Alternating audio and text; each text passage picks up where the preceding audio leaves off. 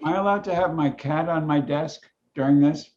Yeah, Yes. as long as it only faces forward.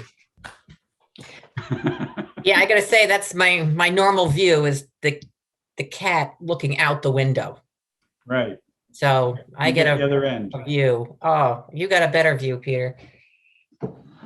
Right. Say hello, Gracie. This is Gracie. I'm one-upping you with the baby here, Elliot. It's Baby, Luke. babies always trump cats. Oh, very nice. He loves joining these meetings. He'll be asleep in 20 minutes. Just What's to his put him to name? sleep. Peter, what Pull is the the baby's headphones. name? Luke. Luke. Yeah. Luke Peterson Linderoth.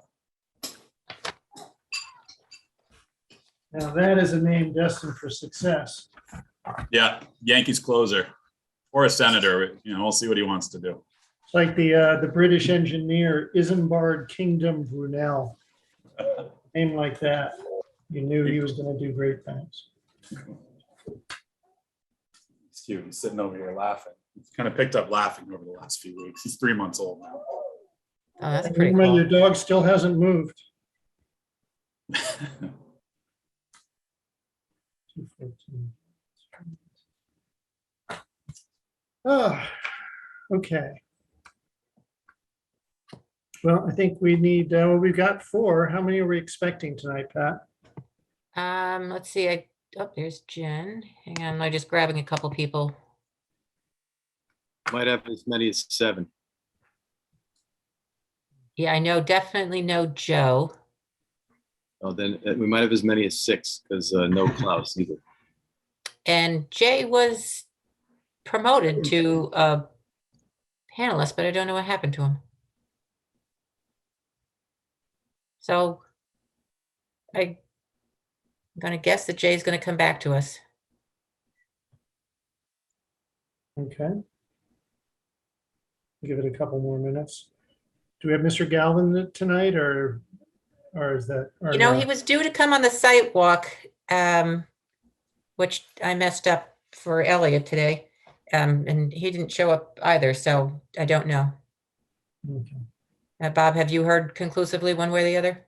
Kazi said the only person who said they weren't going to make it was Klaus. Okay.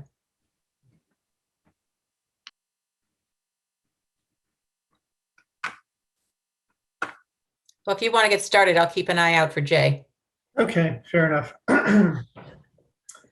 All righty, welcome everyone to the August 23rd meeting of the Greenwich Inland Wetlands and Watercourses Agency. Right now, everyone is Recording in seated. progress.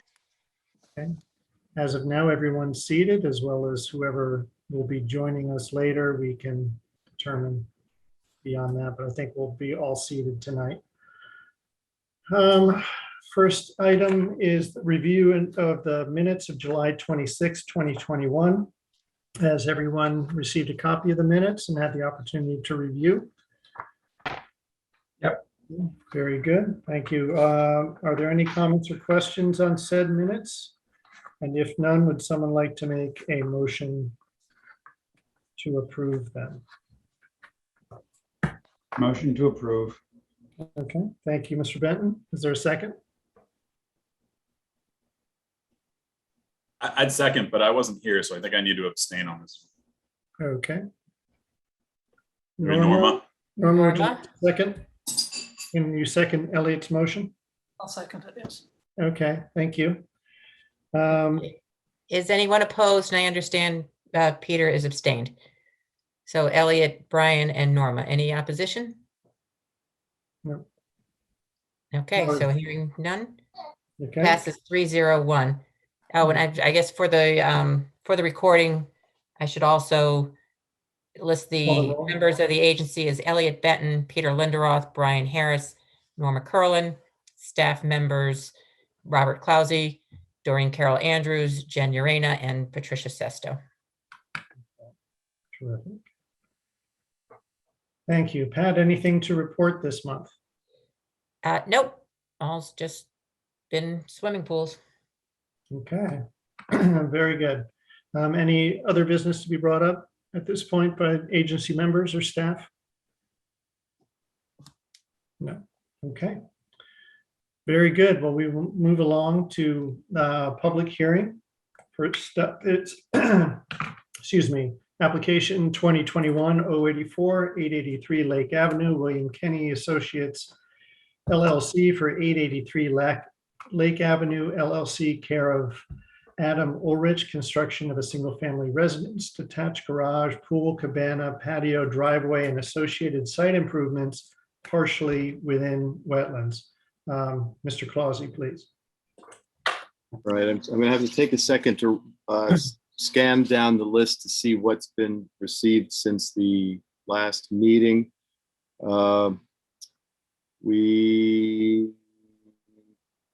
Let's see, the last meeting was in late July, so we've gotten, I believe since the last meeting, we may have gotten the soils report that Mr. Kenny did on May 28th, 2021. We just hadn't gotten a copy of that before. We got a bridge construction sequencing narrative that was updated on August 16th.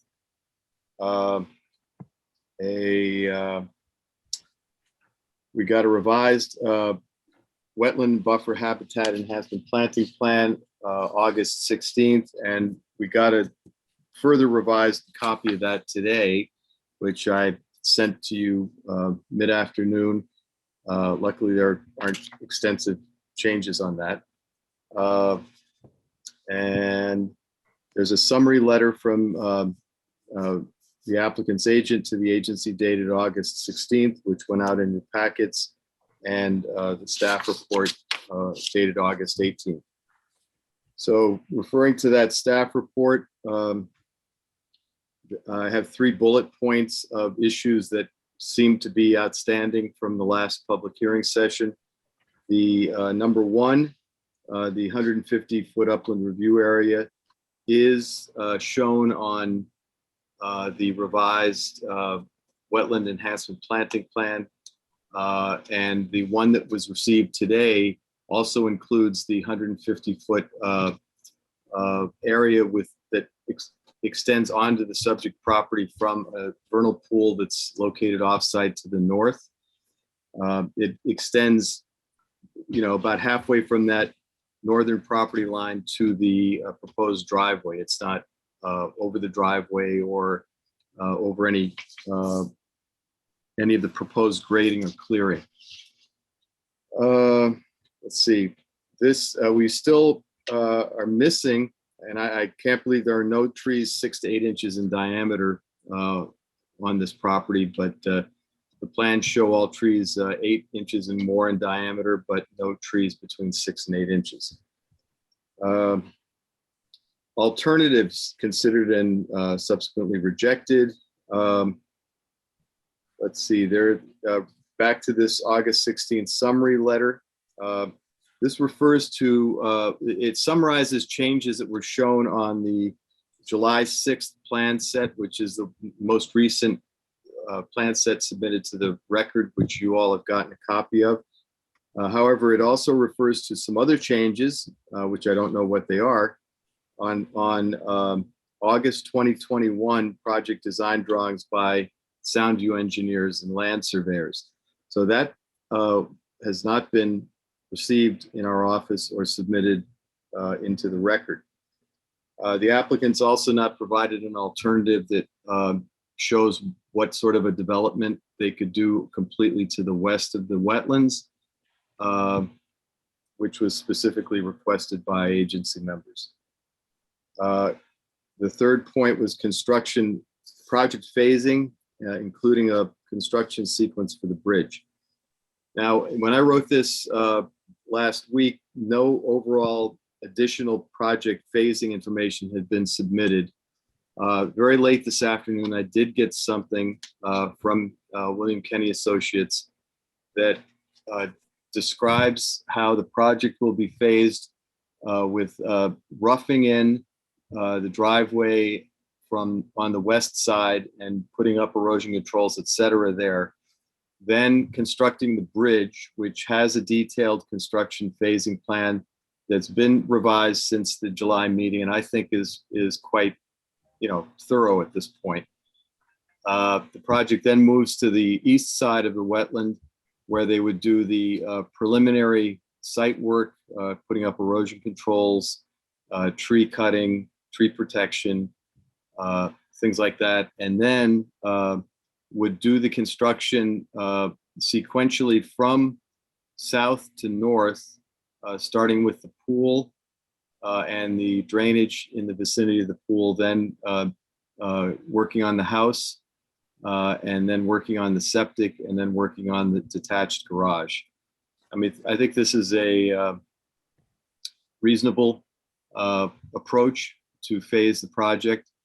I would say if they deviate from that, it would probably be a problem, because that once they put that house there, it's going to be difficult to get around and do a pool without pushing the envelope a little bit. So bullet point number 3 is I think pretty well taken care of, although I'd like to see these August 2021 site plans that they have not provided yet, which may give even more details. So in summary, I think we're narrowing down the questions. We still don't have that alternative of constructing everything to the west of the wetland. And the public hearing period, I believe, let's see, it goes through second 65 days through October 6th. So I recommend the agency leave the hearing open and discuss any other concerns the agency members might have. Okay, thank you, Bob. Someone from the applicant? If you can raise your hand, I can promote you.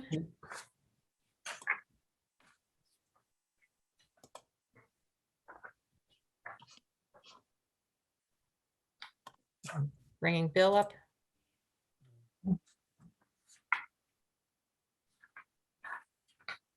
Okay, Bill, you, if you're not already unmuted, please do so, and feel free to address the agency. Welcome, Mr. Kenny. Good evening. Thank you, Pat, for allowing me in. Good evening. I'm Bill Kenny, principal of William Kenny Associates in Fairfield, and the project landscape architect and wetland scientist. Soundview Engineers are the project engineer. I think the description that Bob just provided to you, I in agreement with, I think, pretty much everything he mentioned. One thing that he discussed was the tree survey. There is one additional drawing. Soundview Engineers have identified trees between 6 and 8 inches in size, and they added those trees to their soil erosion and sediment control plan. And I know there's been a lot of documents submitted, but that was one of the documents submitted today, was an update of that plan. And so on that plan, and at this point only on that plan, the trees, all the trees that are 6 inches or greater in size are shown. So you do have one drawing that provides that information at this point. Mr. Kenny, is there a offhand, do you know how many trees are 6 to 8 inches within the construction envelope? I do not know the quantity, but I studied that drawing myself and saw that there was at least, I found a number of trees that were labeled 6 inches. So it does appear that I was told that they surveyed everything that was 6 inches down to 6 inches. And I was able to see that there were some 6-inch size trees on that drawing, but didn't go beyond just confirming that there were at least a handful to make me confident that I had the right drawing that was submitted today. But that information can get transferred over to the other drawings, Mr. Kenny? Yes, it certainly can. Great.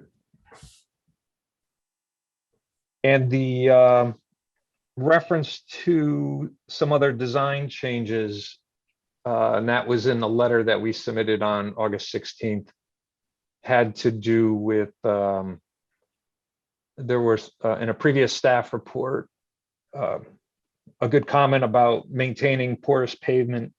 The design included 3 different locations where there was going to be porous pavement, and there was some impervious pavement between those. And what was decided was on the western end of the driveway that we would just make one long strip of porous pavement and eliminate the impervious band that was between them, so that it would be much easier to maintain that in the future. And we're going to add some sort of pavement band, whether it be a band of stone, mortared stone at the end of the porous pavement segments, so that it's easier to distinguish for maintenance people in the future, the start and stop, where porous stops and where it ends. So the boundaries of the porous pavement areas are going to be marked on the ground with a pavement type, probably a stone band, like to mark those. And the other, Bill, before you leave that element, can you describe, like in a snow condition where a plow person might also be applying sand, how in an active storm there to understand where those things are? you And could certainly, that the person on the truck who's Right. doing this would have knowledge of this. so we could, that's a good point, and I think we could certainly put a sign. And I know this is very common. I think just about every project you see come before you has areas of porous pavement and areas of impervious pavement. We could put a discrete sign that indicates where, and it's almost, like the way they put up at the start of the winter season, they'll put up stakes to mark the edge of pavement. There could be something that's just put up seasonally to mark, also having one additional indicator to make note that one section is porous and one section is not. Thank you.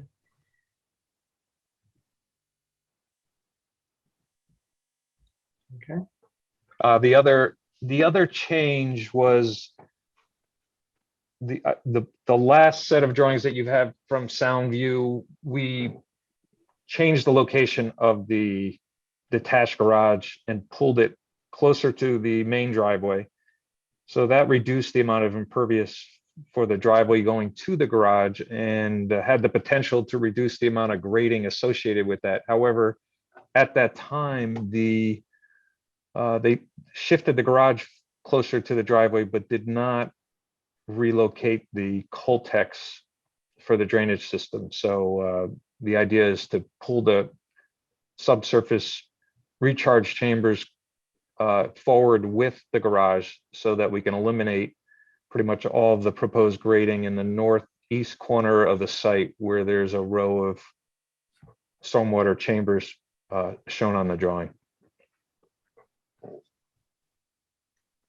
Okay. Great. Mr. Kenny, can you speak to the alternatives considered per Mr. Clause's second point? Sure. So it's the position of the applicant, and within consideration of the overall design of the project, and with the buffers that are being provided with the proposed development, the very low impact of the bridge crossing. It's only a couple hundred square feet of disturbance. The bridge is very high. It's about 10 feet off the wetland soil. And we're expanding, we're going to recreate enough wetland to offset the lost wetland.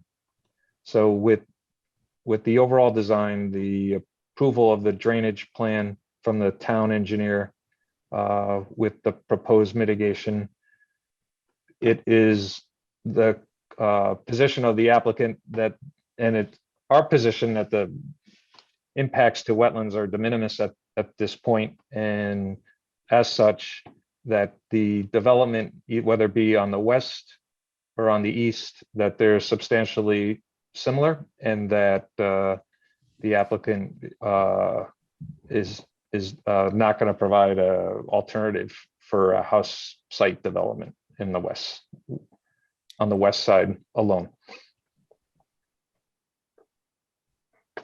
Bill, did you explain to your client the obligation of the agency per section 10.3?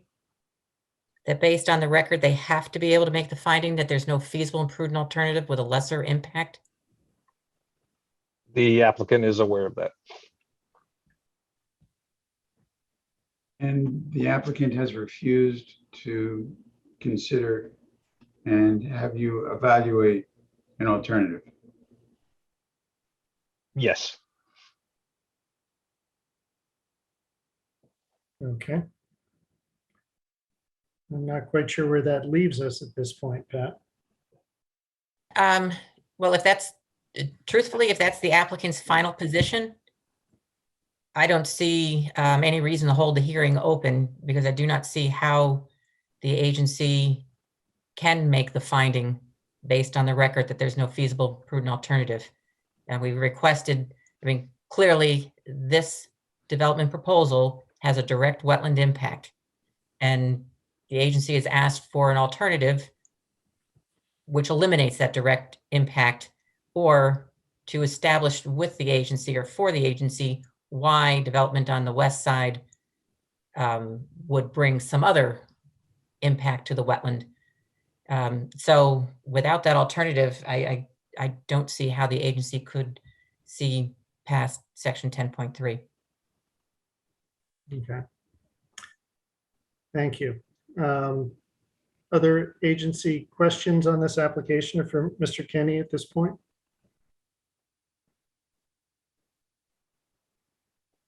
Yeah. Well, Bill, I guess my question would be, if indeed that is the final position of the applicant, the direction that this will go. Alternatively, we can keep this open, assuming that we might be seeing an alternative next month.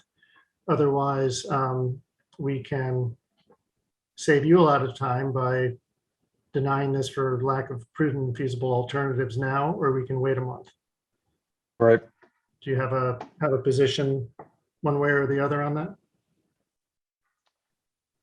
If I guess at this point,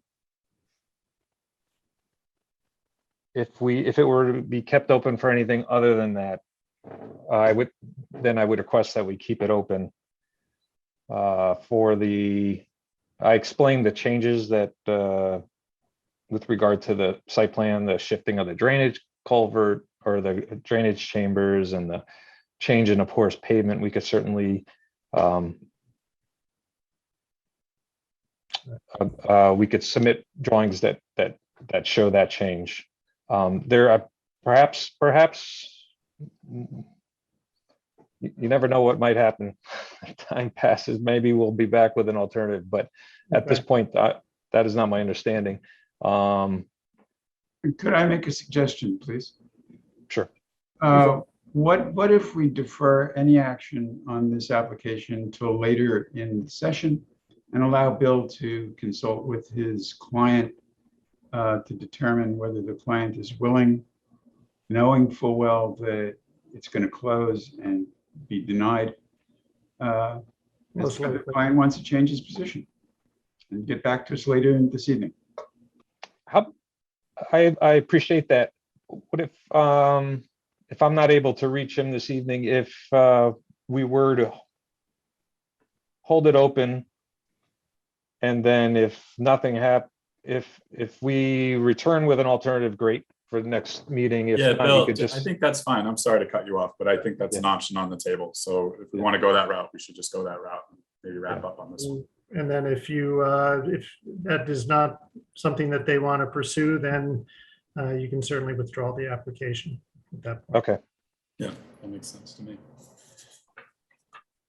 Okay, All right. Sure. Thank you very much. thank you. Have a nice evening. You Thanks, too. Bill. Okay, Now, So this is being continued to the, I just wanted for the record to be clear that the public hearing is being continued to our September meeting. correct. Okay. And my understanding is, are we listening to 18 Stonehenge tonight, or is that being? Mr. Chairman, Oh, so, did you Mr. Chairman, call for we public hearing, Sorry. public Perfect. input on Oh, that I'm last? sorry. Yes, very good, Bob. Before we move on, I do want to give the public an opportunity to speak to this. if any this member of the public application. wishes to speak, if you can raise your hand. Thank you for that reminder, Bob. I don't see any hands being raised for 883 Lake Ave. Okay, very good. Okay, next up is 2021-105 18 Stonehenge Drive South, SE Minor and Company, Inc. for Phoebe and Gregory Slater. Construction of residential additions, driveway, pool, patio, septic and drainage system, designation of septic reserve area, and installation of culvert in water course. Pat, we're talking about this tonight, I believe? No, there's been a request by the agent to have an extension granted by the agency. Okay. Very good. Does that require a motion to grant the extension, or is I that? don't think so. I think we're fine with consensus. Okay, very good. So we will keep that open as well. However, in the meantime, is there any public question or comment on that? Anyone who's signed in to talk to this application that wants to get their comments on the record? I don't see any hands raised. Okay, very good. Let's move along then. Next is 2021-115, 214 John Street, SE Minor and Company, Inc. for John Street Farms LLC for enhancement of a watercourse channel. Jen is going to take this. I'll Okay, start by thank you, reading Jen. the record of documents. A completed application with supporting documentation by the applicant's agent, Larry Liebman, dated July 23rd, 2021. Plans entitled John Street Farm LLC, 214 John Street, prepared by SE Minor, certified by Roy G. Carey, dated November 5th, 2019, and revised July 21st, 2021. A soils report prepared by Northeast Soils and certified by Bruce Lasky, soil scientist, dated July 11th, 1991. Staff report prepared by Patricia Sester and myself, dated August 9th, 2021. And updated project narrative signed by the applicant's agent, Larry Liebman, submitted on August 19th, 2021. We did receive an updated narrative on Friday, which did cover some of our questions in the prepared staff report. So at this time, we do have some special conditions that we'd like to consider, as many of the points raised in the staff report were answered in that recent narrative that we emailed out. Pat, did you want us to go through the entire staff report at this time? I think if we summarize the points, we have still open questions with regards to the spot of entry into the watercourse. Some questions relative to working in the watercourse and how the sediment is going to be handled, the sediment-laden water.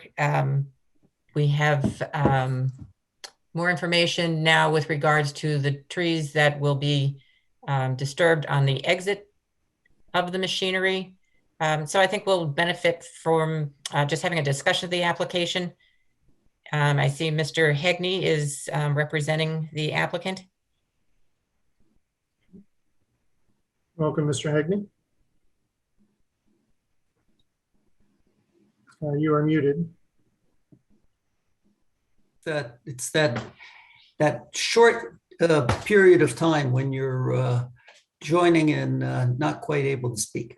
Good evening, Mr. Chairman, agency members. For the record, Tom Hegney on behalf of the applicant.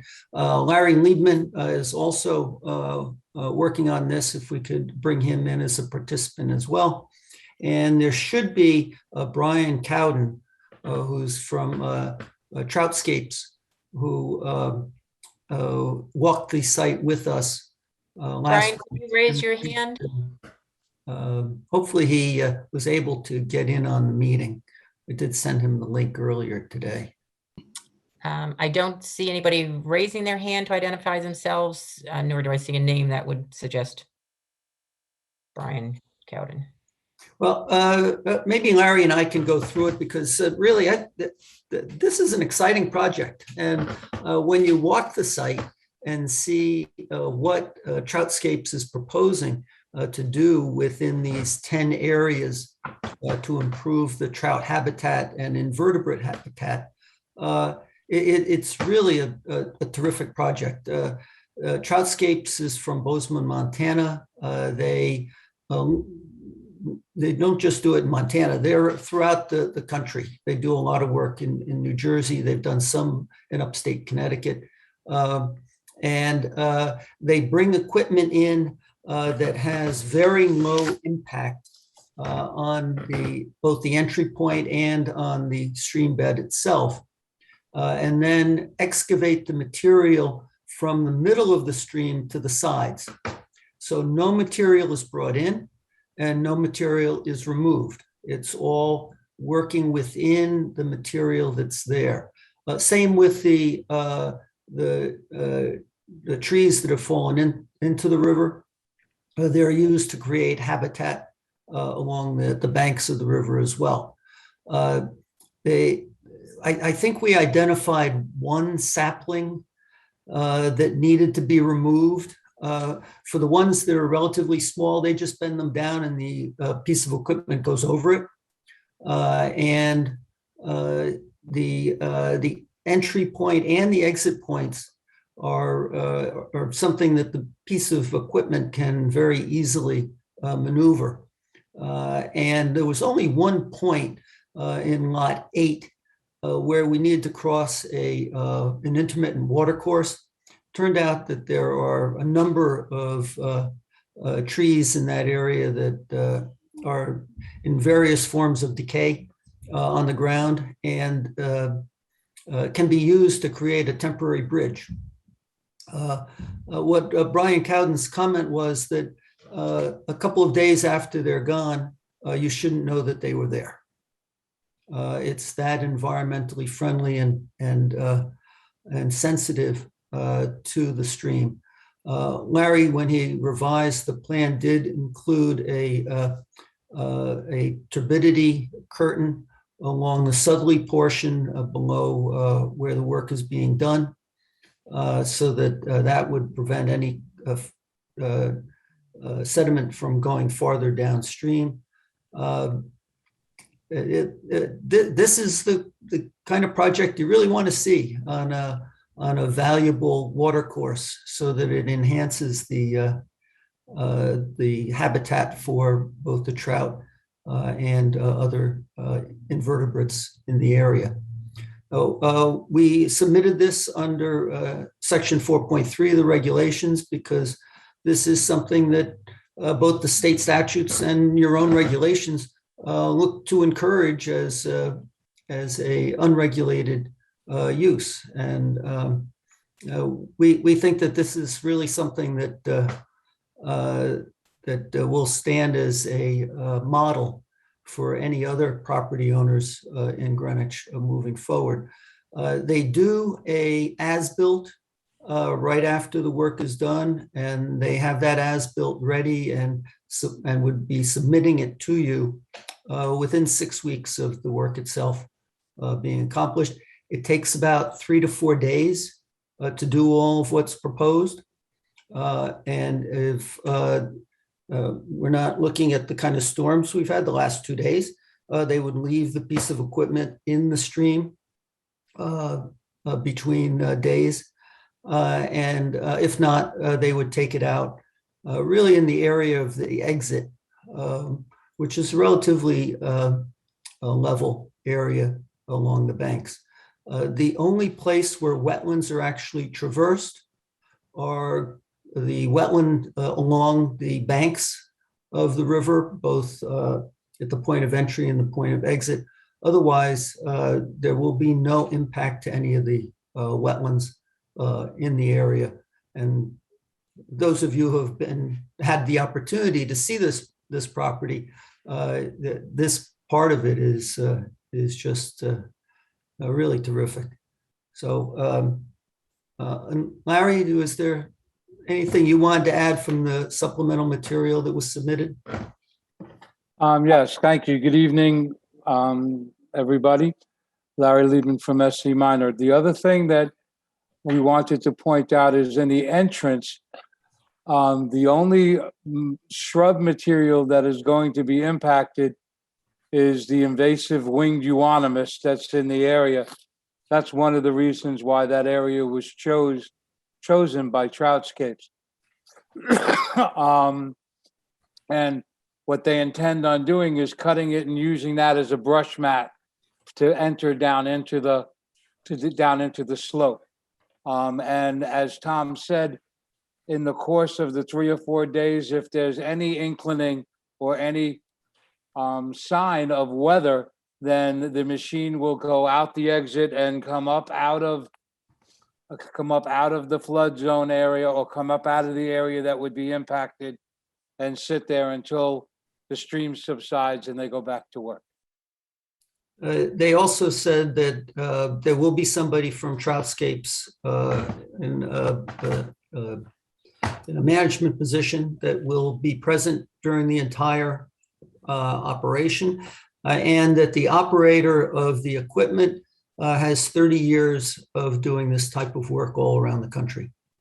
And they specify the person that is going to work there. And then Brian Cowden or his partner as co-owners will be providing supervision from start to finish while the work is being done.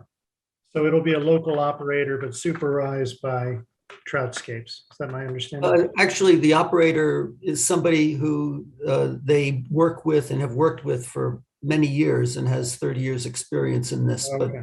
But it's very specialized equipment that's doing this work. It's not just what you normally see as excavators, and it's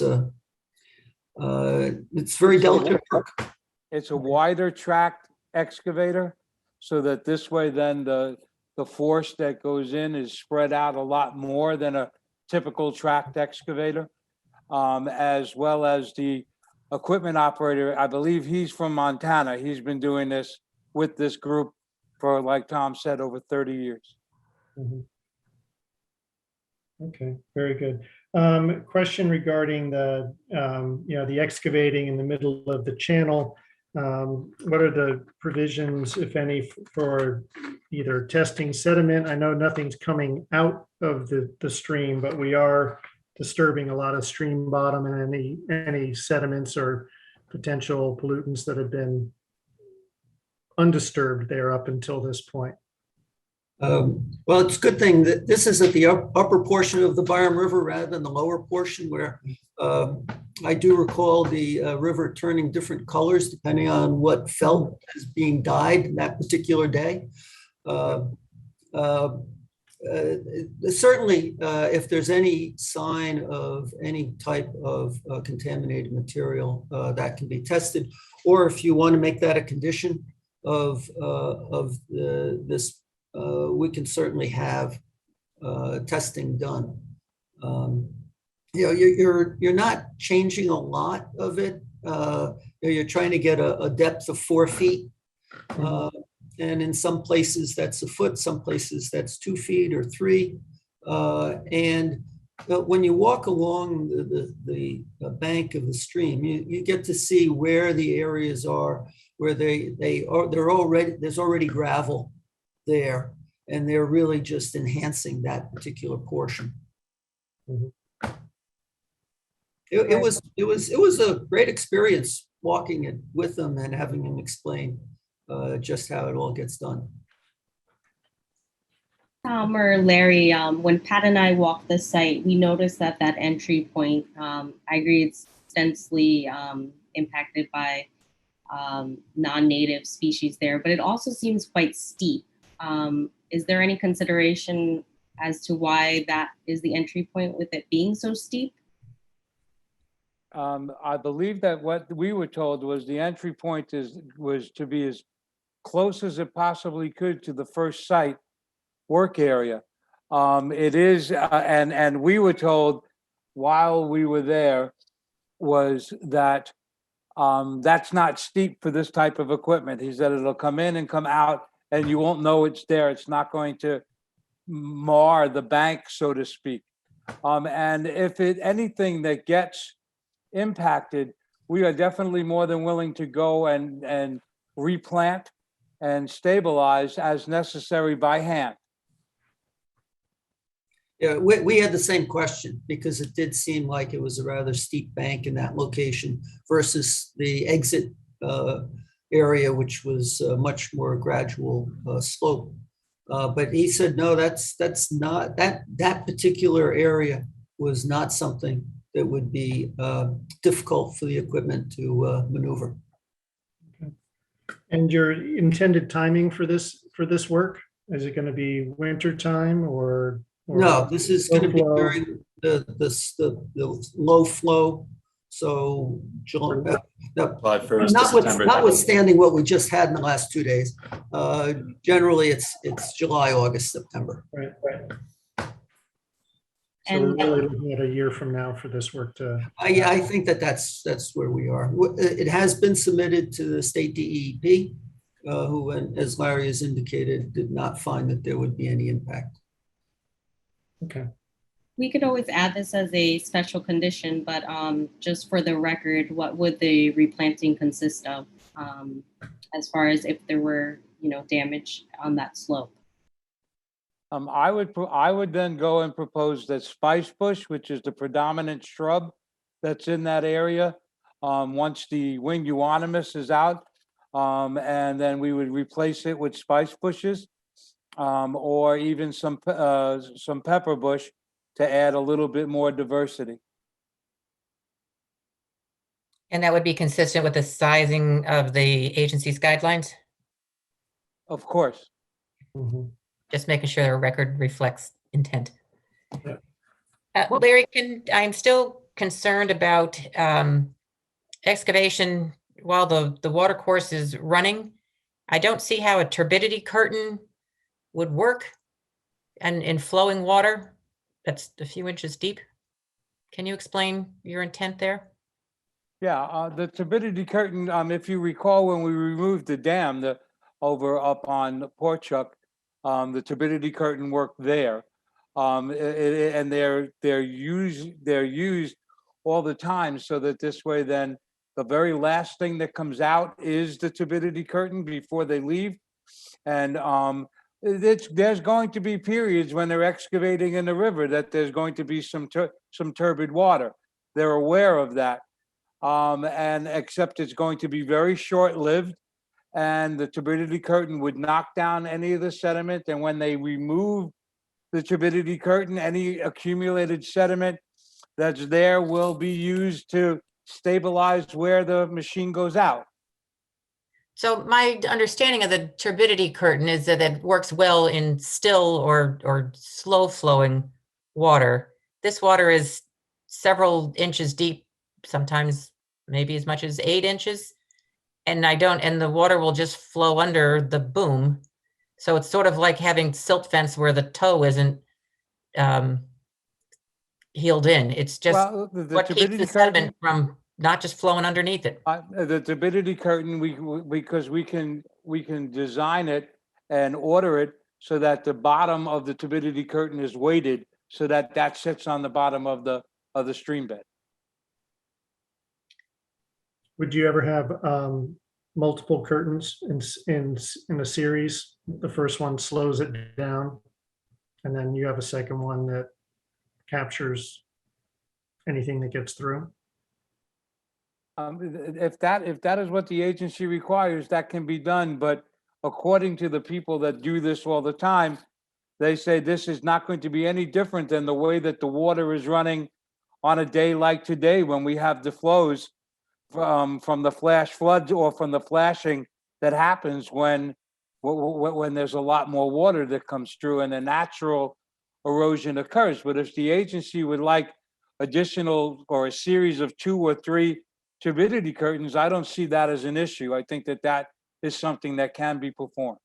How far down does this property owner own? So I would say that I'm in agreement that the amount of turbidity that this is going to generate with some reasonable control isn't going to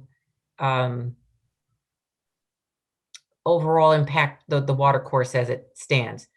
But if I'm a neighboring property down gradient and I have turbid water running through my property and I call wetlands and I say, oh, they're just excavating the water course upstream, that's a difficult position to take and survive. How far down does this property owner own? They've got several parcels. Yeah, this is an 8 parcel area. Right. Our client owns all of the lots in the subdivision. He bought it as one parcel with the 8 lots and the open space. We are essentially working right down toward the southerly portion of the property. It's the Nature Conservancy that's our neighbor to the south, and we can certainly be in touch with them and let them know when the work is going to occur so that they're aware of the work that's going on. Okay. And so your intent is not to do this work this season? You're looking to next season? Yeah, I think it's going to be next season. Yeah. Yeah, that's what we were told too, is that it was going to be 2022. And so this way, then if it happens in the period of low flows, then the turbidity is going to be even lessened by the duration and the timing of the project. Okay, so with that, I would ask the agency if they're inclined to approve or act on this tonight, that they would direct staff to craft special conditions or leave it open to allow staff to craft conditions so that these pieces can get wrapped up, that we can get the Nature Conservancy on board. There's some pieces that I think we could stand to tighten up. And I will also say that this does not qualify as an as-of-right activity under Section 4, because Section 4 does allow, Section 4.3 in particular, does allow as-of-right conservation of soil, vegetation, fish, shellfish, wildlife. So it certainly would, the purpose of the activity falls within Section 4.3, but 4.3 starts out by saying, be non-regulated, provided they do not disturb the natural and indigenous character of the wetland and watercourse by removal or deposition of material. So Right. The fact that we're excavating in a watercourse and depositing, even though it's same material, 2 placements, that discounts this from qualifying. But it doesn't take away from, I think, the overall positive, absolutely overall positive intent of the project. Yeah, I would agree. I have a question before we get to that. I don't know very much about trout. What happens to the trout during operations like this? I think that trout get stocked after this is done rather than No before. trout there now? No need.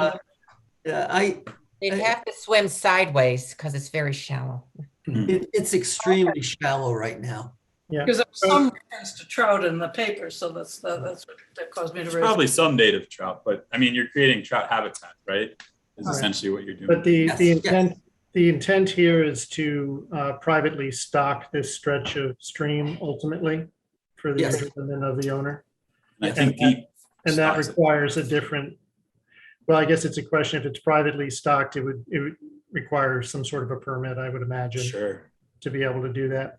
And then I'm also assuming there's going to be no attempt to try to keep the fish in this area through screening mechanisms or anything like that, downstream or upstream of this property. If I may, if the fish migrate, which they will, up and down the water course, and if they go and they get to go and, so to speak, seed other areas of this upper reach of the river, it would be wonderful. Right. It would be a true enhancement for the whole area if there are eventually native trout that once were stocked but became native, if that happens. But that's going to be years to determine. Right, and you need the proper stream bottom to allow that natural reproduction to occur. Correct. I guess I should ask for some public, we should ask for public comments on this and then we can talk about next steps. You have Anyone any- wishing to comment, please raise your virtual hand. I see none. Okay, let me get a sense of the agency. My feeling would be to hold this up until next month so we can wrap up some of the details around what was discussed tonight and to provide potential conditions of approval. How does the rest of the agency feel? Yeah, I agree. I'd be good with that too, especially considering I'm not looking to do the project till next year anyhow. Norman? I concur with that. Okay, I agree also. okay. So we very do good. need That'll be the fine. applicant to request the extension or authorize the extension. Okay, We hereby request an extension to the September meeting so that we can have conditions of approval prepared. Thank you. very good. And then Pat, in terms of some of the things to consider, we did talk about the potential for multiple turbidity curtains. I would like to have some soil testing done just as a baseline for this. I think it's probably unlikely that there's anything we have to be concerned about, but it would also, someone downstream asks, I think it would be good to have that information in the record or as part of the application. Yeah. And then if there are dual or multiple turbidity curtains, the benefit of having different mesh sizes, maybe in sequential order, when capturing the sediment that's disturbed.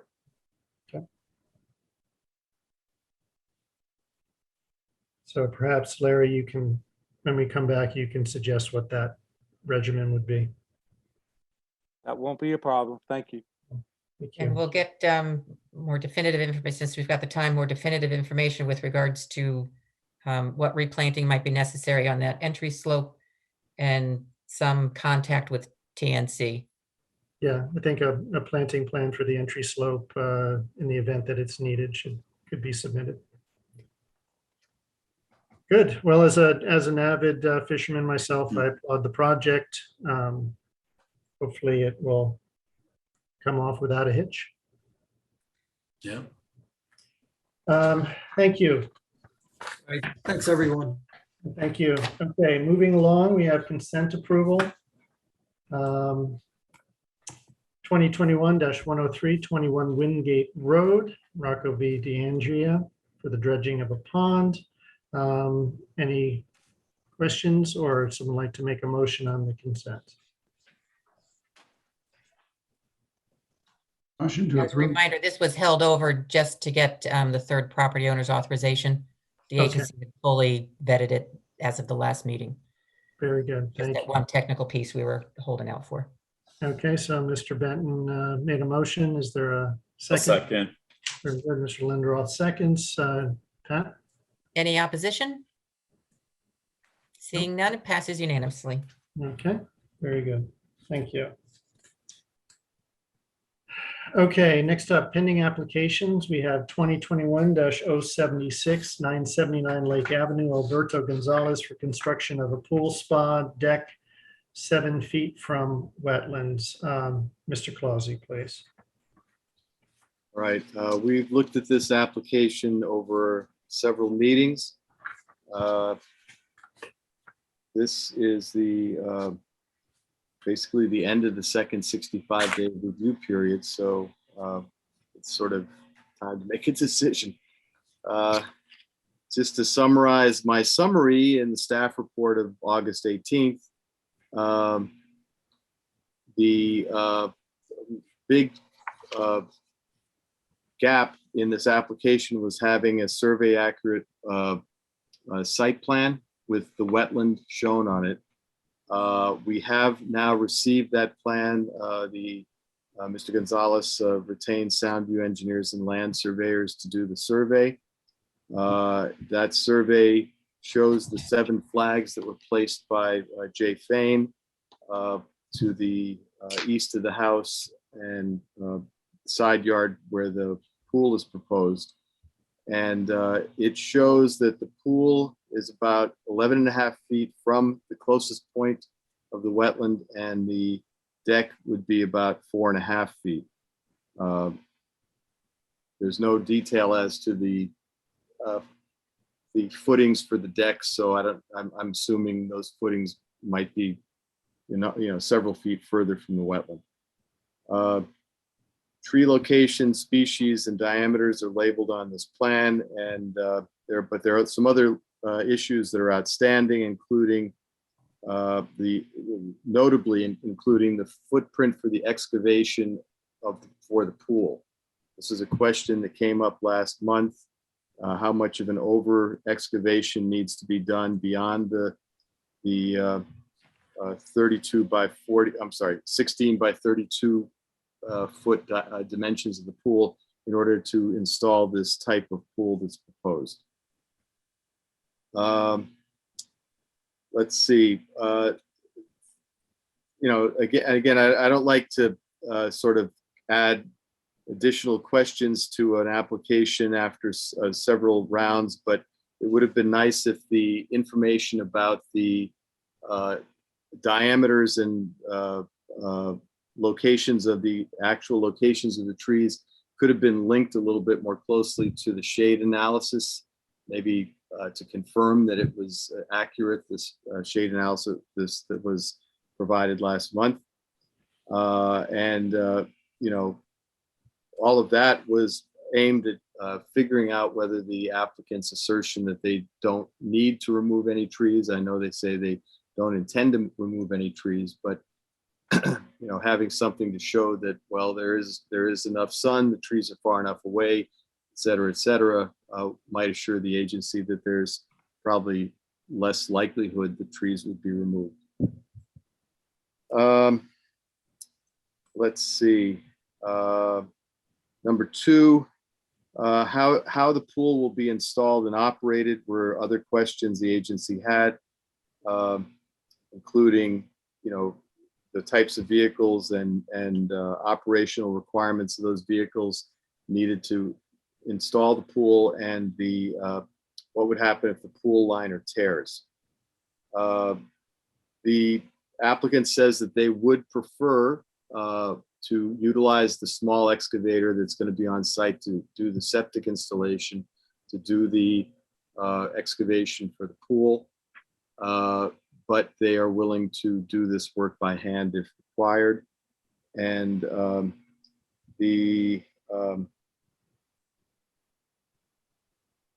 okay, and then this is where it gets a little bit tricky, because things came in a little bit after the staff report was done. And one of those things was the supplemental wetland assessment. And Mr. Davison states that if pool liner leaks occur, they're typically slow rather than catastrophic. Leaks are detected by decreasing water levels.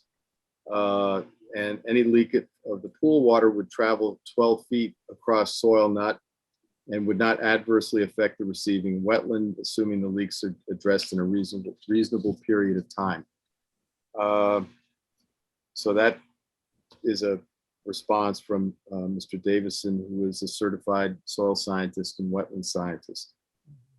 Then alternatives were requested that would explore the idea of using a smaller pool or decking configuration, or relocating those features.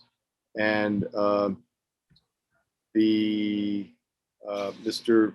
Gonzalez submitted a letter dated August 13th that summarized how he came to this location for the pool and the decking.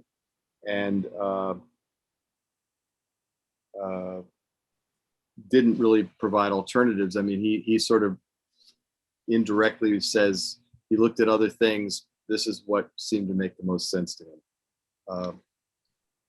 All right, then. All right, trees around the pool. Okay, Mr. Davison's report was submitted before the staff report went out, so you should have gotten that in your packets.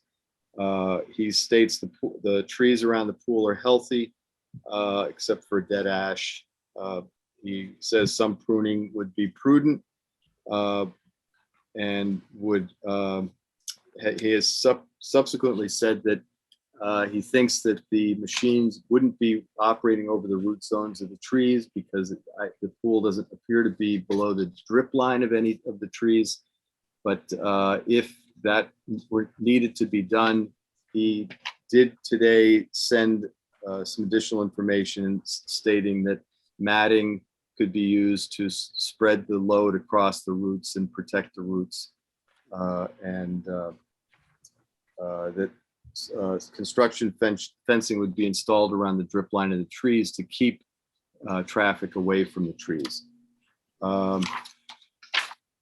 Then the mitigation planting plan that we looked at last month has been beefed up a little bit. The plan now consists of 2 trees, and 8 shrubs, split between 2 planting areas. Let's see. And then number C here, again, asking Mr. Davison about the location of the pool and how that will foreclose the ability of future enhancements to the buffer, which could better protect and restore the wetland and watercourse. Mr. Davison's replied today, quote, installation of the decking, which is assumed to be pervious over what is currently lawn, will not adversely affect the identified wetland functions and values or change the runoff pattern. The deck will inhibit any future enhancement of this area, which is currently lawn. Finally, D, there's no discussion of how a different deck or pool configuration could benefit the wetland and watercourse. And Mr. Davison responded, in my professional opinion, there are no alternative configurations of the pool and deck that would benefit the wetland and watercourse. There would likely be a reduction of potential temporary impacts from construction if the pool was shifted further away. This benefit would be negligible if this shift resulted in substantially more earthwork due to grades. So there, is some nuance and analysis in that response that the applicant or Mr. Davison might like to elaborate on. Let's see. Okay, let's talk about the septic system. I think last month we looked at that, and my feeling, personally, and what I heard the agency members saying was that the septic replacement of this system, which is currently to the north of the house, very close to the wetland, with a code compliance system to the south of the house, was prudent, and also there was enough detail on the plans that it was something that the agency members voiced some support for. As I said, the 130-day review period will end in September, early September, before our September meeting. I think the septic replacement component of the project is well developed and could be approved. However, there may still be enough outstanding issues regarding the pool and the deck to consider this part of the project incomplete. I have not provided conditions of approval, depending on how the agency wants to go with this. I mean, there are standard conditions that would apply to a septic installation, and as other conditions that would apply to a pool installation that the agency is very familiar with from prior staff reports that they've reviewed and approved. And perhaps if there are other special conditions related to the pool or the septic, the agency could suggest those, and we could move forward with this in one form or another. That's about it. Okay, thank you, Bob. Mr. Gonzalez has been promoted to a panelist. Okay, very good.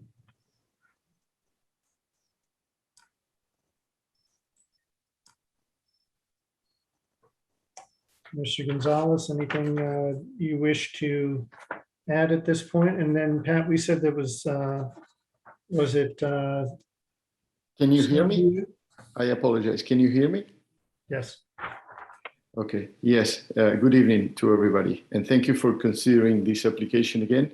I have asked the engineer, Zach Marchetti, to join the meeting, and he might have some comments that are pertinent to this application. Would it be possible to let him speak? And then eventually I have some comments on what Bob mentioned or the concerns. Okay. Yes, I've promoted Mr. Marchetti up. Good evening, everyone. Hello. Good evening. Okay.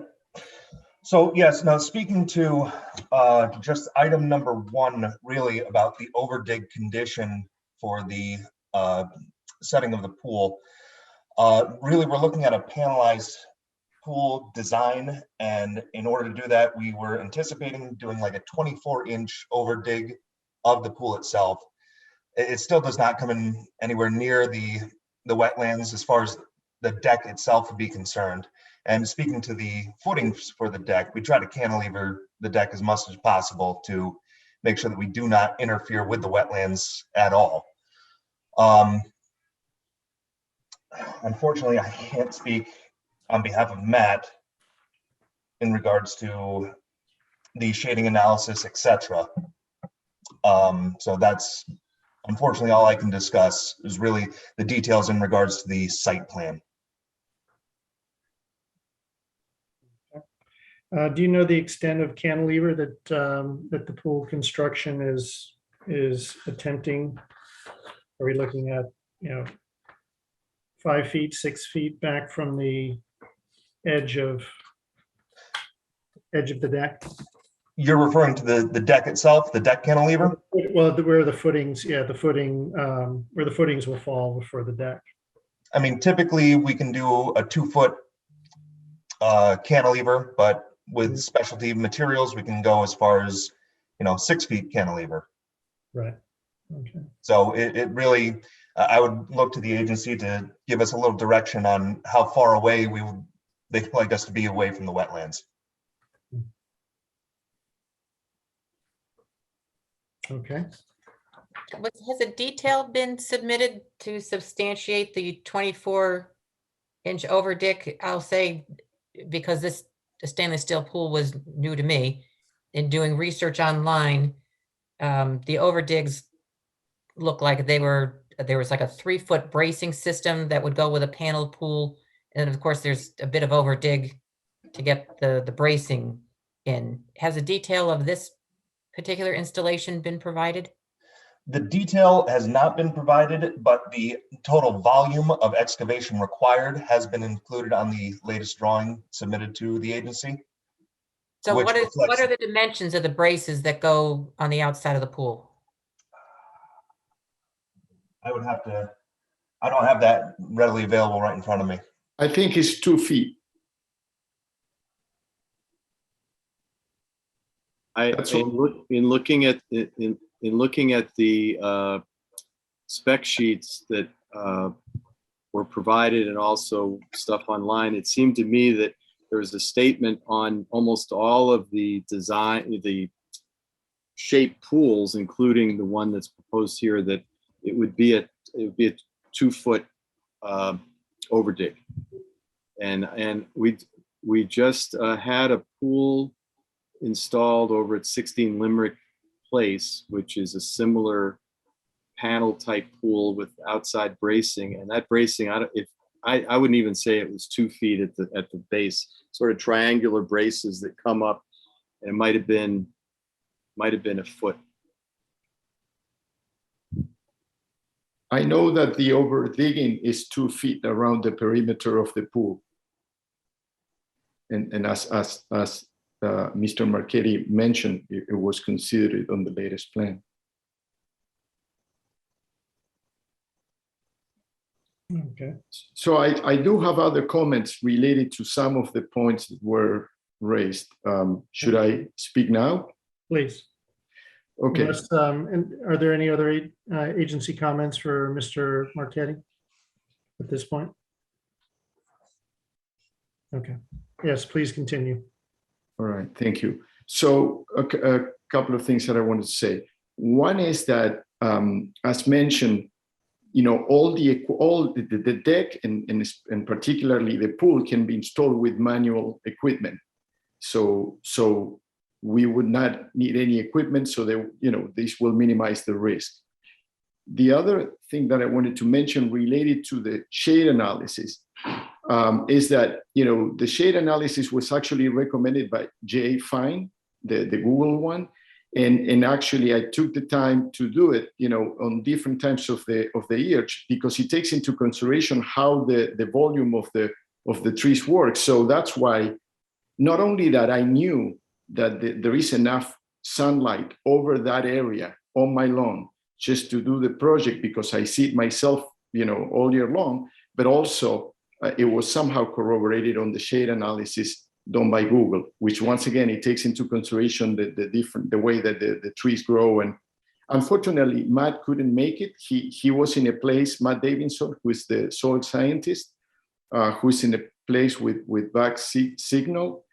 I mean, eventually it could be linked to an analysis, but I would hope that this suffices to you know, I don't have any intention to remove any trees.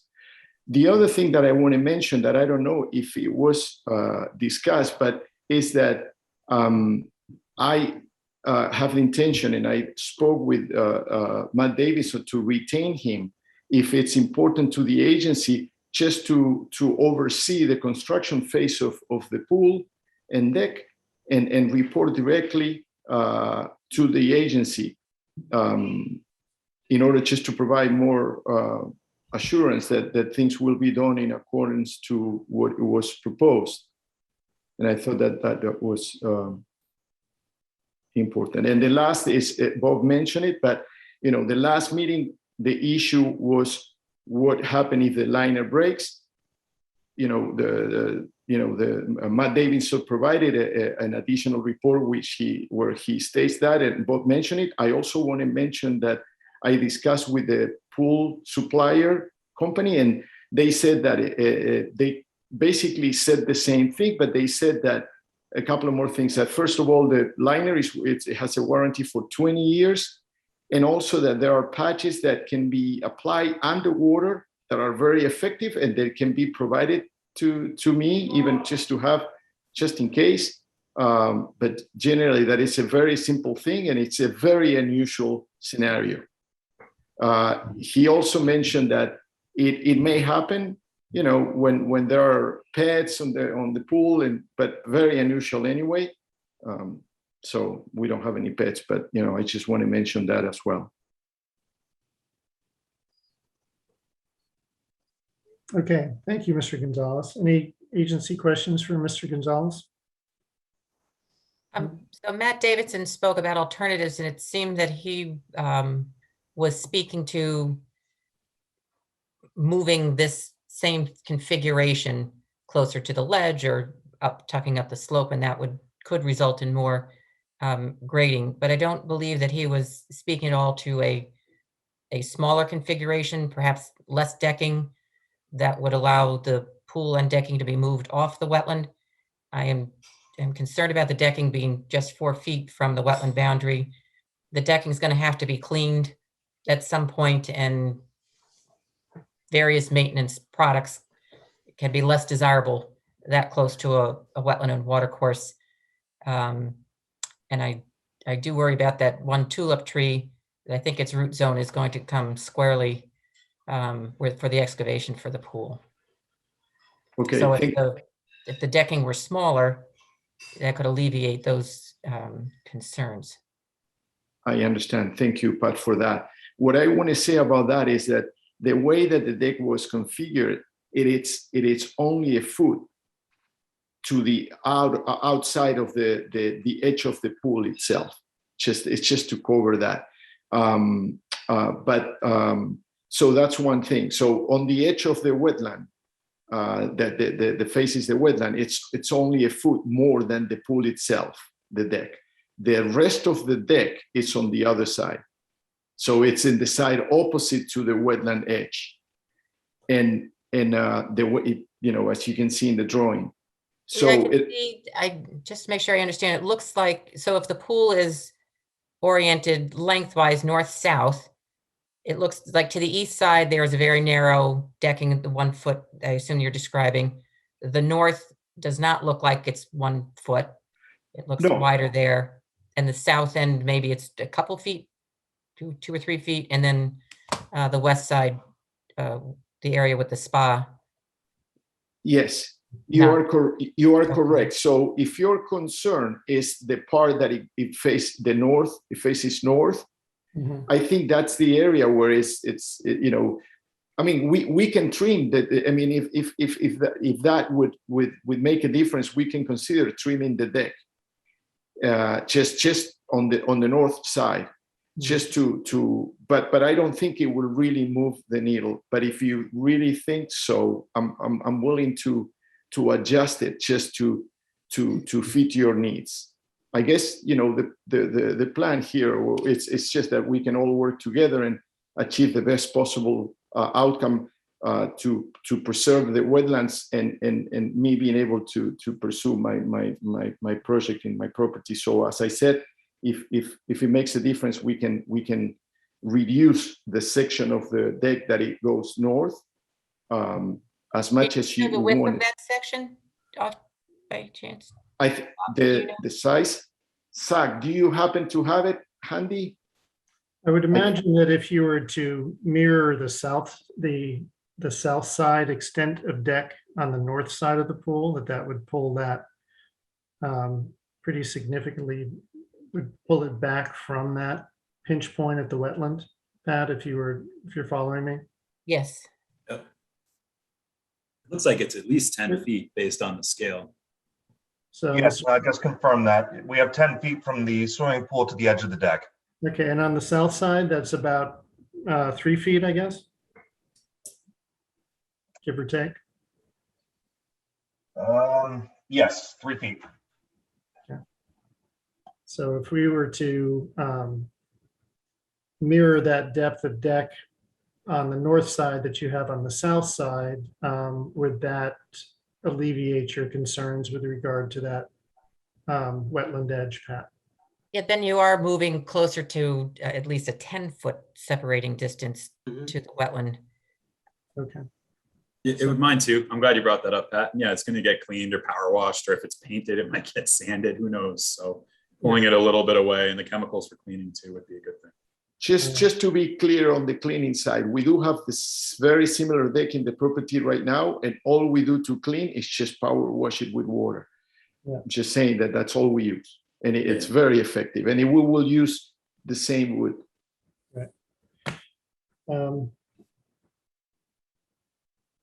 I'm just trying to figure out a path forward here, because we are out of time, correct?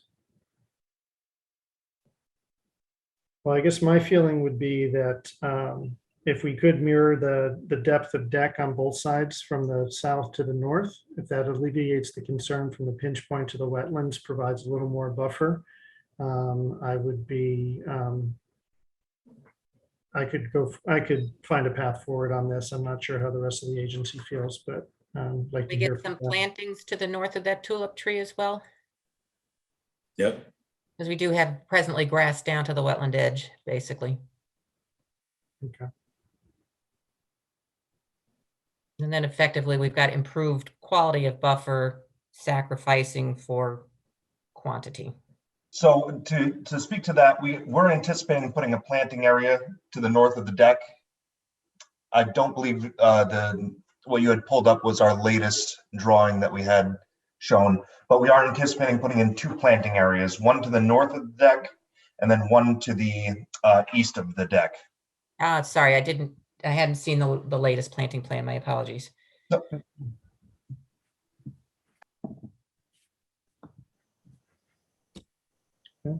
Any other agency comments on this? Well, something that Pat was saying, root compaction with that tulip tree, which is such a beautiful, large tulip tree.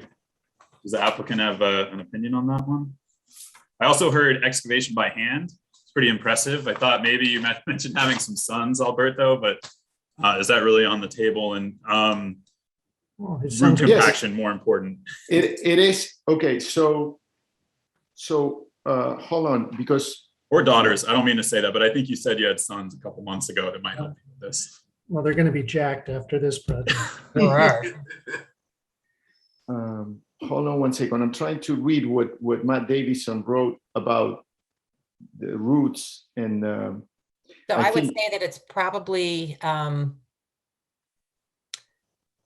over ambitious to think that this is going to be dug by hand. I think if there is the excavator, but ensuring that the roots are cut rather than ripped, that would be certainly helpful for the tree. And right. So my guess would be, and Mr. Gonzalez has offered that Mr. Davidson could be there for some of this construction, perhaps as you get to that area near the tulip tree, Mr. Davidson can be on site to advise as how to best preserve that. Yes, I believe. How about if we have a protection plan developed and submitted to staff for approval? A revised decking plan and a protection plan. Right. And a planting plan. A planting plan that creates, okay, there's a planting area there as a buffer. Right. Which looks fairly narrow. Yeah. So we can definitely, send you a revised plan as was stated. And as I stated earlier, it is a commitment that Matt Davidson can oversee the construction phase and report directly to the agency. So that is not only on the table. It will happen if you want that to happen. okay. Well, I guess any public question or public comments on this? This is me again, but I just heard him mention in the final plan, we're going to get an expanded planting area on the buffer to better protect and restore that buffer line, right? The planting area one. Yes. So I can maybe connect 1, 2, like really like enhance that full buffer line. So let me propose a motion on this, and you guys can amend it as you see fit before we. Brian, please. did you want me to list the things that I have that I believe are in addition to what is in Bob's report? Yes, please. Oh, but Bob doesn't have, that's right. So as Bob had said previously, that we have conditions that are routinely associated with pool, which is timing of planting, bonding, those sort of standard special conditions. And in addition to that, that the overdig is limited to 24 inches, that Matt Davidson or suitable expert professional be on site to oversee the excavation, that the north end of the deck be revised to show it at a depth no deeper than the southern end, or to mirror the southern end, Plus that a tree protection plan be provided that includes barricades or storm fencing, whatever, around the tree, and that the roots will be cut, not ripped, and that the planting plan, that the northern plan be extended in depth to a minimum of 10 feet. Now I'm just sort of free thinking here, so this one you may want to totally comment on. That the northern planting area be extended to a depth of 15 feet and brought down to connect to the southern area labeled planting area 2. Okay.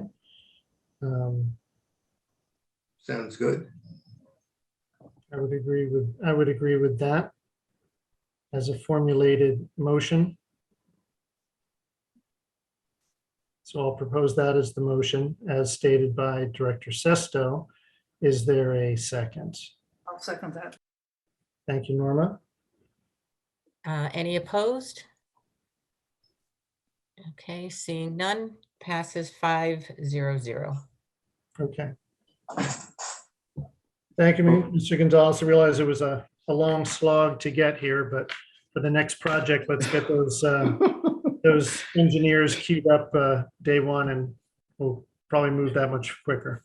Yes, thank you very much. Just one quick question. So all those conditions will be stated. I mean, can someone send Bob? I guess will send it to me as he's been helping, and we'll Yes. make sure to comply with everything. And then you'll work Thank that you. out. Everything will be put in writing, and it'll be very clear what needs to be done before you can get your permits from other departments. All right. Thank you very much, everybody, for your consideration and time. Thank you. Good night. Night. Okay. Okay, on to application 2021-096. 436 Stanwich Road, Fairfield County Engineering LLC for Tariq Saleh. Construction of single-family residence, driveway, pool, septic system, and drainage system 29 feet from wetlands. Mr. Clausy, please. Can we just add Mr. Wayne, the engineer, as a panelist, please? Yes. All right, I'm going to make this real quick. There were three sort of outstanding issues with the original submission. Since the August 10th supplemental staff report was written, all three of these have been addressed. We have a complete set of site plans. The DPW Engineering Division has reviewed the revised plans and revised drainage information, has found it to be acceptable. And we do have an biological narrative. So we do have a baseline for the condition of the extensive wetland on the property pre-project. So we expect to see that same condition, if not better, post-project. I recommend the agency issue a permit with the conditions in the staff report. Okay, thank you, Mr. Clausy. Who would like to speak on behalf of the applicant or the applicant themselves? And do you have any additional Yes, comments or questions? yes, Wayne Devanzo, Fairfield County Engineering for Mr. Sella. No further comments, really. It's fairly straightforward. New single-family residence, as Bob summarized, providing the required stormwater retention, and we feel we're meeting all the requirements, and we'll be happy to answer any questions. Okay, thank you.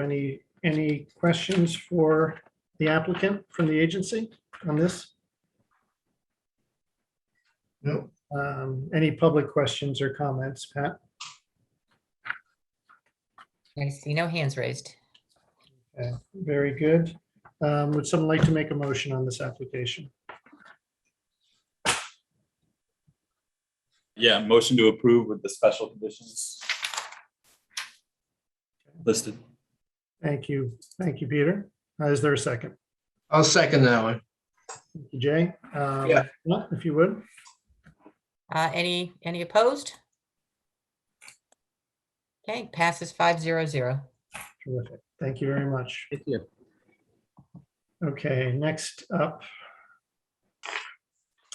Application 2021-106, 11 Partridge Hill Lane, Joseph F.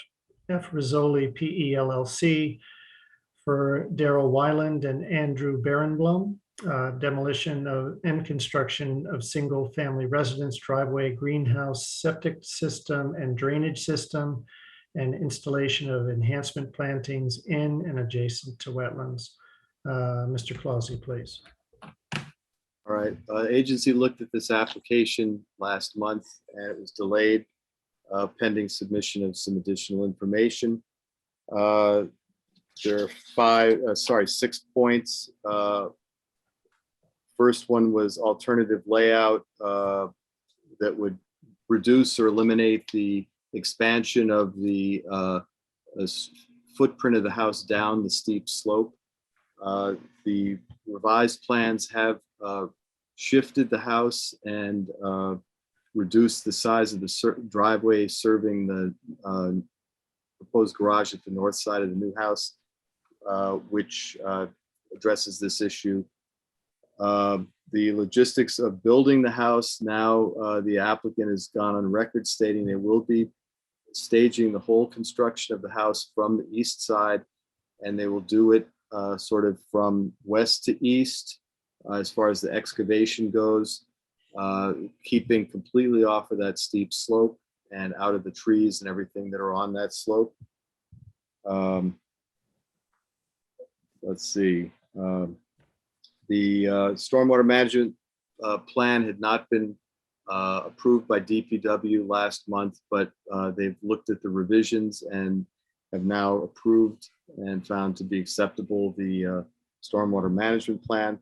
And notably, the revised rain garden location is completely outside the wetland. Let's see.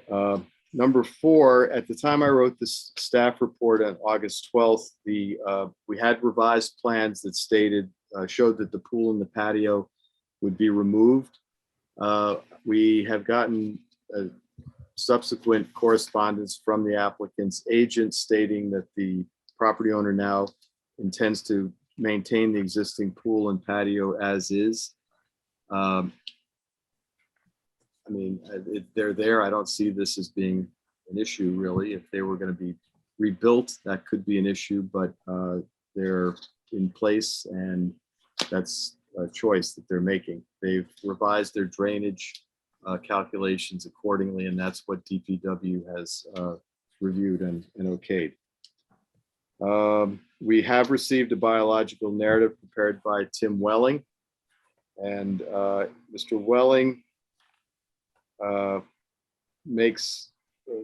notes that there are extensive areas of turf grass down in the wetland, and the lack of understory in the wetland lowers the functional value of this area. I'm going to be getting to the planting plan of the applicant submitted, which I think address this point.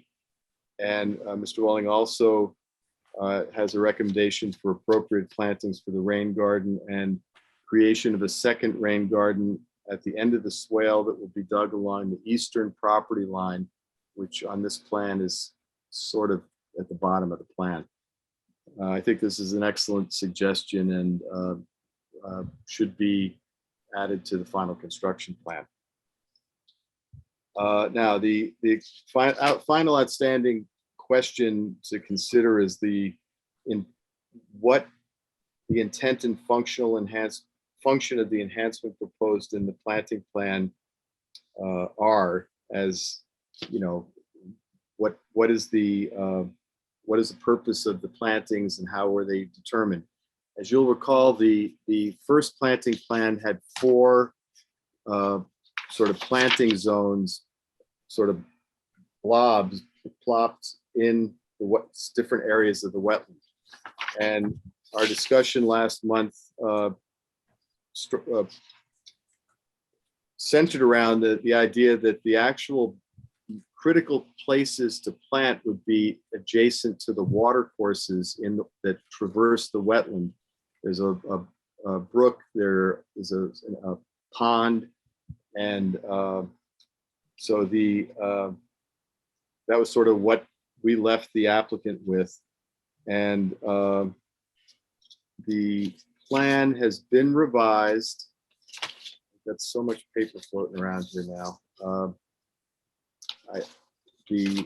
And details have been provided, and this was sent to you in your packets. So I don't know if you can see this plan that has dashed lines running through the wetland, and some of those blobs are shown. But what is shown on this plan basically is a much more extensive area of planting along the water course, and also calls out existing areas of woody and herbaceous vegetation around the pond, which I can vouch for. That's it. Thank you, Doreen. I can vouch for being there. I think the idea of these dashed lines is this would be like a narrow, relatively narrow, maybe 4 foot wide mowed path through what is now that whole mowed area. This will be the mowed path through what will be maintained as a wetland meadow that will be enhanced with all of these planted areas of shrubs and perennials and some trees. So I think this is a much better plan. The owner, Dr. I get the name. Dr. Wheeland? Right, Dr. Weiland. I had the wrong piece of paper in front of me. States that she's very interested in doing this and further enhancing the wetland over the coming years as they live on the property and experience how things work and what would better benefit the wetland. So as an initial template, I think this is a good plan. Definitely be an improvement over what's there now. And I recommend the agency issue a permit with the conditions provided in the staff report. Bob, does this enhanced plan give you enough information as to what you're expecting? I mean, Yeah. it's called for woody plants and trees, but I don't know size or species. No, they've again, we got a lot of information sort of close to the time that the packets went out, but I've looked at this. They did submit a revised plant list that has sizes, and they're aware that, in fact, I think the special condition number 2 requires that the plants spacing and planting stock size meet the mitigation planting guidelines of the agency. So they've already given us the species. They've basically given us the stock sizes and everything, but we do have that fallback if. Great, thank you. All right. Thank you, Bob. Someone from the applicant wish to address Bob's comments?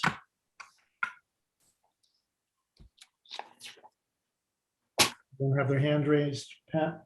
I did promote the person identified as Joseph Rizzoli and Daryl Weiland. Okay. This is Daryl Wheelan. I mean, I'm certain able to answer any questions, but I did provide a list of plants and sizes, and I was working on pricing, but I also think that my plan represents kind of the minimum for the first 2 years. So that's how I see this going forward. Okay. Very good, thank you. Are there any agency questions or comments for Ms. Weiland? Yeah, can you please confirm the intent on the walking paths is 4 feet about width? Yes, and it would be, as Bob mentioned, mowed meadow or wood chips, but certainly nothing hardscaped. Thanks. And just kind of wandering, yeah. Yeah. Very good. Maybe, I don't know how the rest of the agency feels, but on some of these, we have demarcation features for the paths, boulders, something to help out with the mowing. That's a question maybe to Bob or the agency. I don't know how people feel about requesting them. Sorry, I wouldn't necessarily say boulders, but I would say, stakes, maybe a ornamental boulder type rock at intersections or something. I mean, yeah, that could be part of the things that we, as compliance staff, watch what goes on. They can help the property owner stay within the bounds of the path system. Okay, thank you. Thanks. Good point. Any other agency questions or comments? Mr. Rizzoli, anything you want to add at this point? This is Ben Graviano at Rizzoli Engineering. Oh. We're in agreement with Okay. all Bob's recommendations and our client, obviously, Dr. Weiland. So back to the comment just made, we'll work with staff, but we can install some type of signage or posts to identify the limits of the path.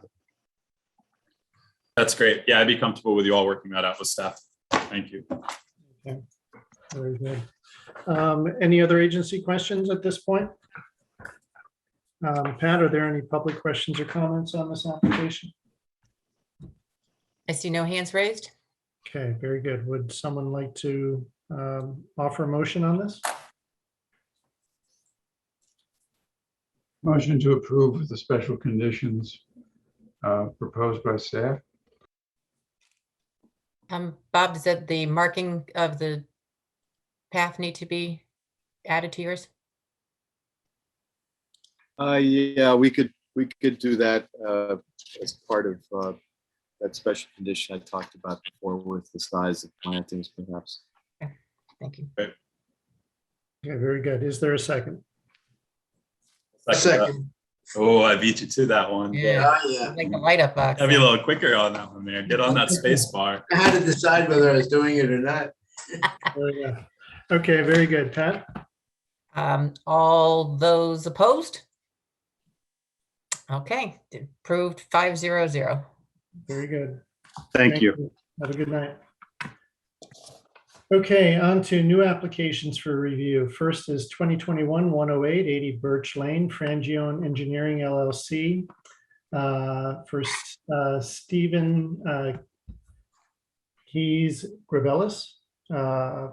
Construction of residential additions, patio and drainage 5 feet from wetlands. Bob, please.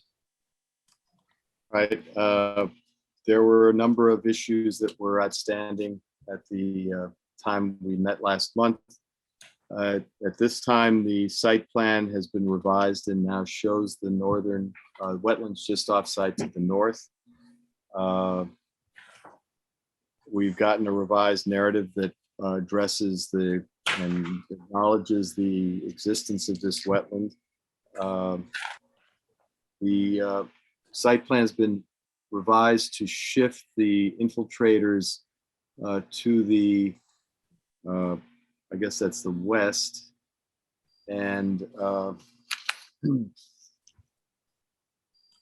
so that allows that northern retaining wall to be pulled further away from the northern wetland. And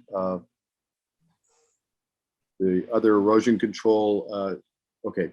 So I'm sorry, it increases the structural separating distance to the wetland by 10 feet, which is what I show here. I guess originally it was about 5 feet away. Now it's 15 feet away to the infiltrator in the patio. The construction sequence is much more detailed and project specific on the revised plan.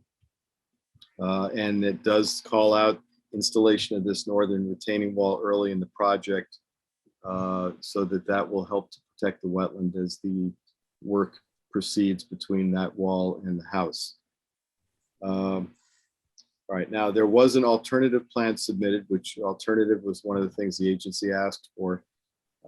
It doesn't reduce the size of the addition or patio at all, but it does straighten the retaining wall, which in the complete plan set is shown as a kinked wall. There's another one that straightens that wall, which would pull the wall another 10 feet from the wetland. And I think that this would actually offer better protection to the wetland if that straight wall was constructed first. So I suggest the agency consider this alternative as a preferred alternative from our point of view. We have received the landscaping plan. Doreen had it on the screen a second ago. It creates a about a 15-foot wide buffer to the offsite wetland to the north, and includes 2 trees, 20 shrubs, and 5.5 dozen shrubs. I think this would be good improvement over what is now a lawn right up to the property line. And I would recommend that a demarcation feature along the southern edge of this planted bed be required of the applicant. And DPW Engineering Division has found the drainage system to be acceptable in concept, but the additional information they're asking is really not sort of of consequence from a wetlands point of view. So I don't think this is a deal breaker at this point. So I would recommend that the agency issue a permit for the alternative with the straight retaining wall to the north of the patio. Okay, thank you, Bob. Anyone want to speak to this from the applicant? Good evening, Rob Frangione, Frangione Engineering. I just realized it's been many months since I've been before this agency. A lot of the stuff we've been doing is administrative. We really have no issues with Bob's comments and with the staff report. My client did wish to have the, I guess you could call it the preferred option, which was the wall a little bit further to the north to allow him to kind of go out and access more of his property. But when we came up with this alternative plan, I did tell him it needs to be something he could live with, should the agency choose to go this route. So we would prefer the wall layout and grading scheme that is on the site plan. But we are at the whim of the agency when it comes to the alternative plan. And other than that, I have nothing to say unless you have other questions. Oh, wait, I'm sorry. One thing, Bob, you mentioned a demarcation feature along the planting bed. There's already a split rail fence on the property line. What do you mean by a demarcation feature for the planting bed? Like edging or something, or? Yeah, I mean, a couple boulders along that this not where the split rail fence is, but the south side of the bed. Right. You know, I was just trying to figure out, because we've got the fence and then we got the bed, and then there's going to be, I mean, the planting area. I mean, I guess we could maybe do like a band or some sort of decorative rock or something to right. Well, I mean, I've seen too many planted buffer strips get mowed into by landscapers if there's no clear differentiation between the lawn and the buffer strip, especially if there are areas of perennials in there that might not be visible at certain times of the year to a landscaper. So would a decorative rock outline be appropriate?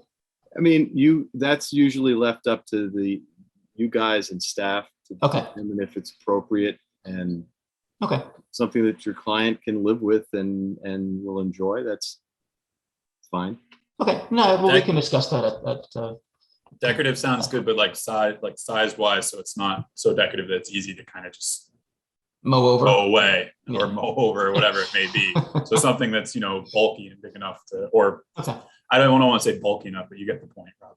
Right. No, I was just, I didn't want to put a split rail fence in front of a split rail fence. This is kind of where I was going with this. And that's why I was kind of scratching my head on that one. So, okay. Thank you. Questions for Mr. Frangione? Okay. Are there public agency or comments, Pat? No.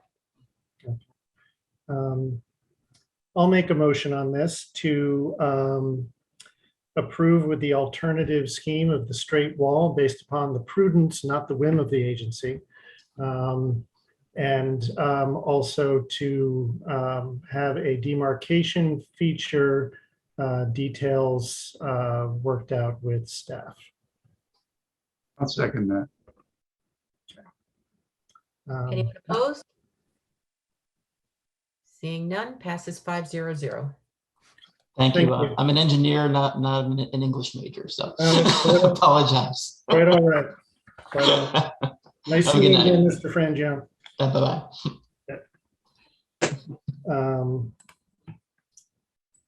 Okay, very good. If Next there's is, someone here for 236 Stanwich Road, if you can raise your hand. Or Bob, do you recognize any? Oh, there's Andrew. Okay, okay. all set.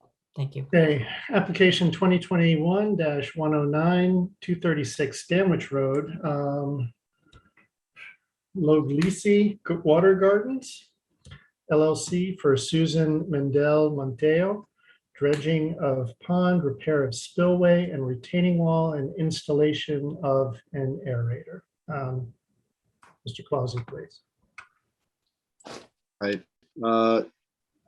This is a small pond, real small, about 1,300 square feet as I scale it.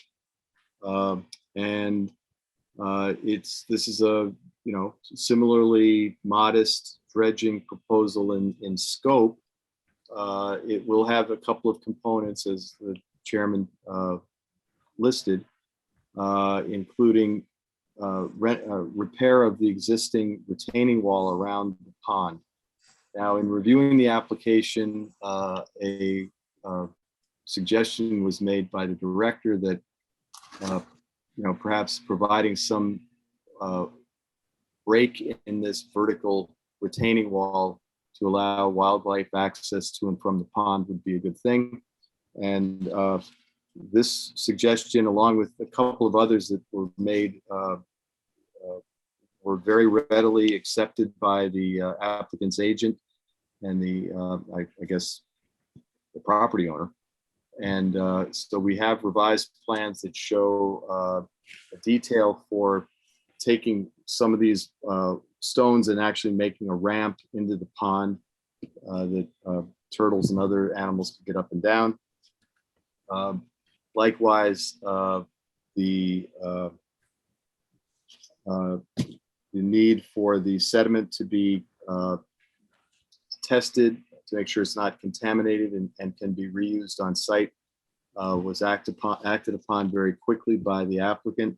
And the report that we received late last week summarizes that this material is suitable for residential reuse with some limitations that are not proposed by the applicant. So, I mean, the place that they're proposing the spoils to go is fine. The need, as stated in the report, to get this material vegetated as quickly as possible is actually reflected in the conditions in the staff report. So I think we're all on the same page on this. The other details of the project are well thought out, in my opinion, regarding the plants that are in the pond that will be preserved and replanted, the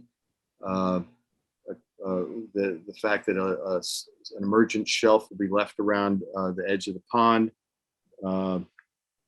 Let's see, that the water handling proposal seems very sufficient to me.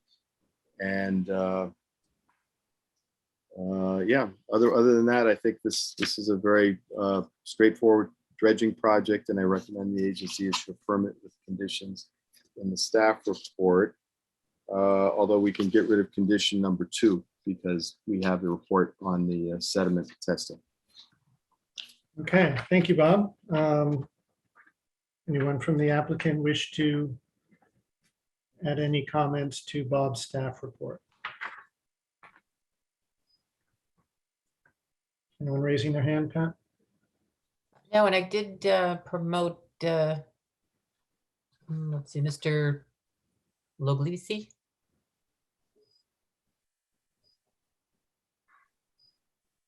Okay, well, I butchered that. You wanted to Okay. comment? Okay, no. Okay, very good. Any public questions or comments on this application or Bob's analysis of it? No hands are raised. Okay, would someone like to make a motion based upon what was presented tonight?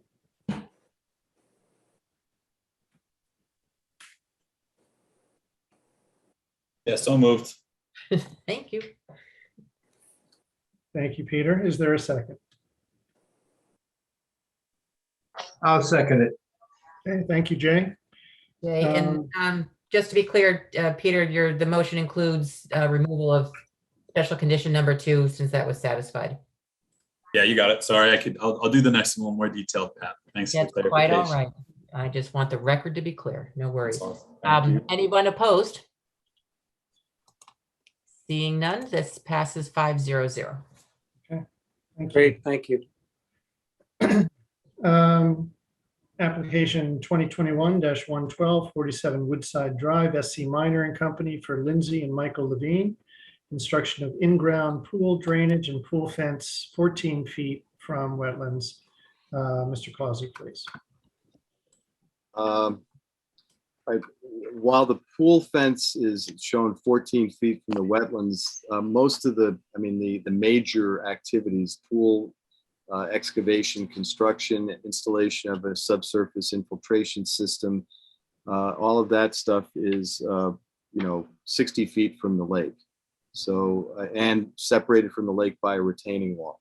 So the real question in this application comes down to the location of the pool fence and the question came up about the play set that is proposed down in the southwest corner of the property just inside the pool fence.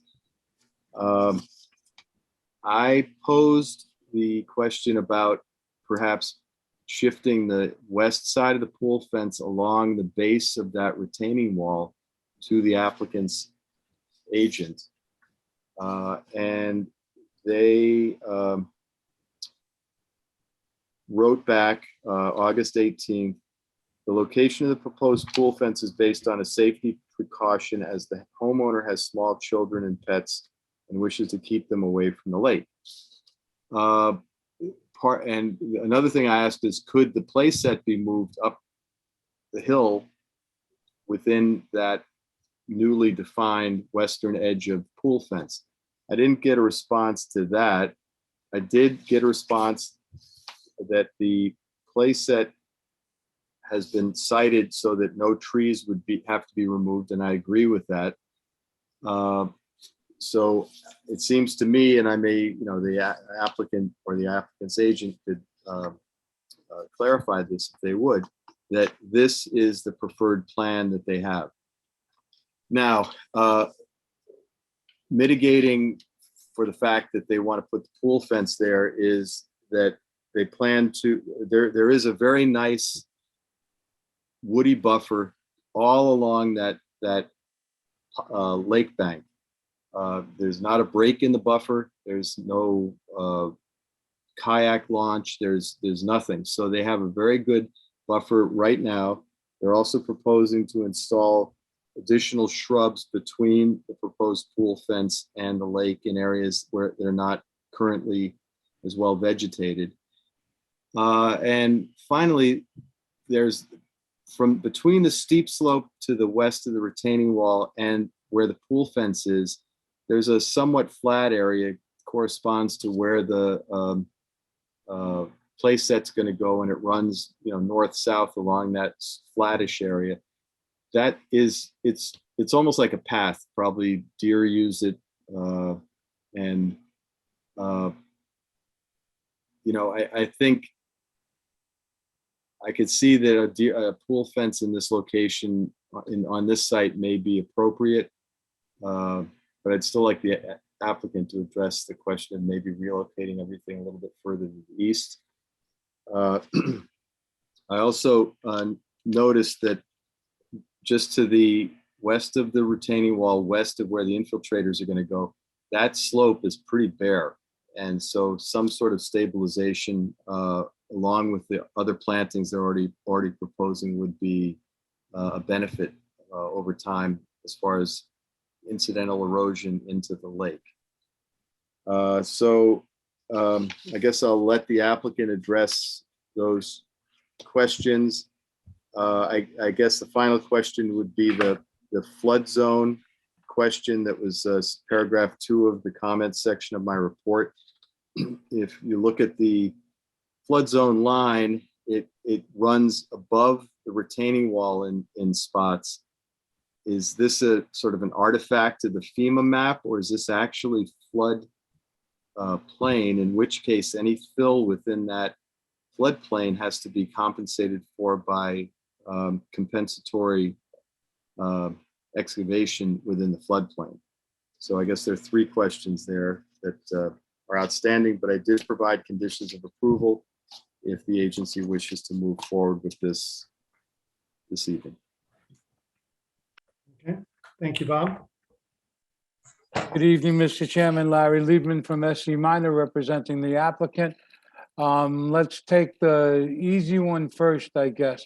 And that is the flood zone line is at the AE elevation 20. The flood zone does not come up over the wall.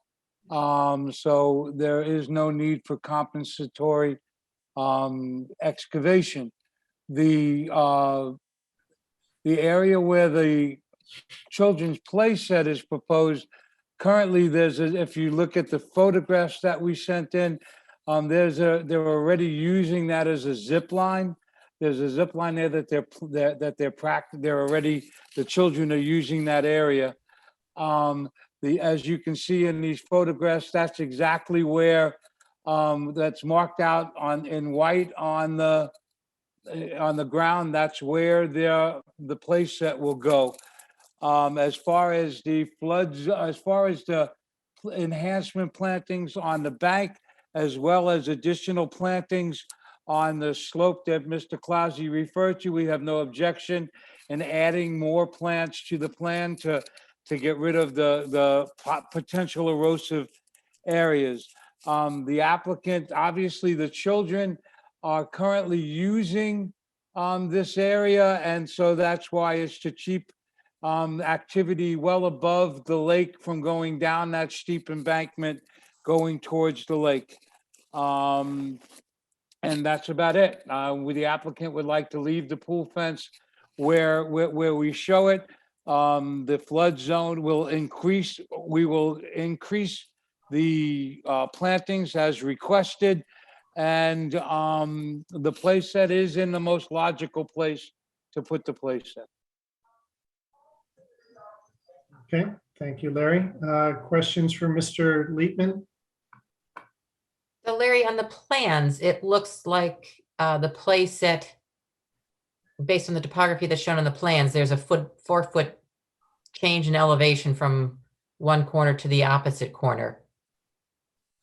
Is that play out on site, or is that just, or is there grading going to have to occur to accommodate the play set? I don't believe that there's going to be any grading to accommodate the play set. I think that that's just the natural slope of the way that it is. If you look at that photograph, yes, it does show by topography wise, which you have to remember, those shots are also generated by the computer. But if you look at the site from the photograph, it's going in the flat area. There's not going to be any grading for the play set. Thank you. I mean, I imagine that there will be some just to contain the wood chips into a confined area. Yes, But there's more than likely to be a wood base that it's going to do for the wood chips, yes. Yeah.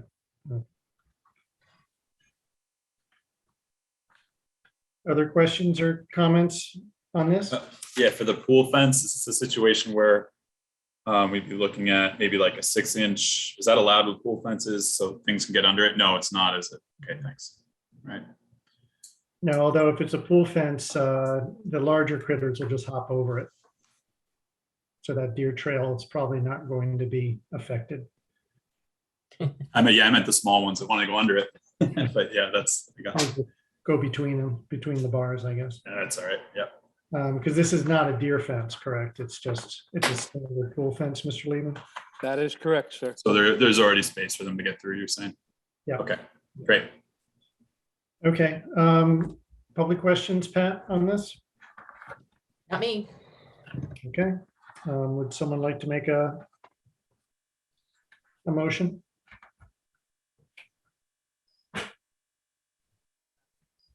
You guys are tough tonight. No, my goodness. Okay, I will make it then. I'll make a motion to approve with the standard and special conditions listed. Is there a second? Yeah, second. Peter, anyone opposed? Seeing none, passes 5-0. Okay, thank you.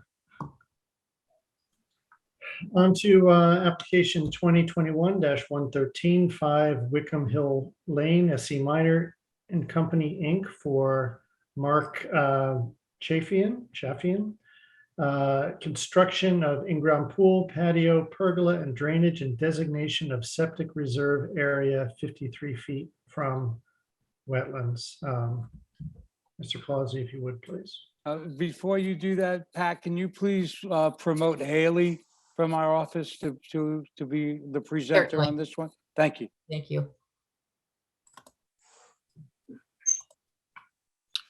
All right.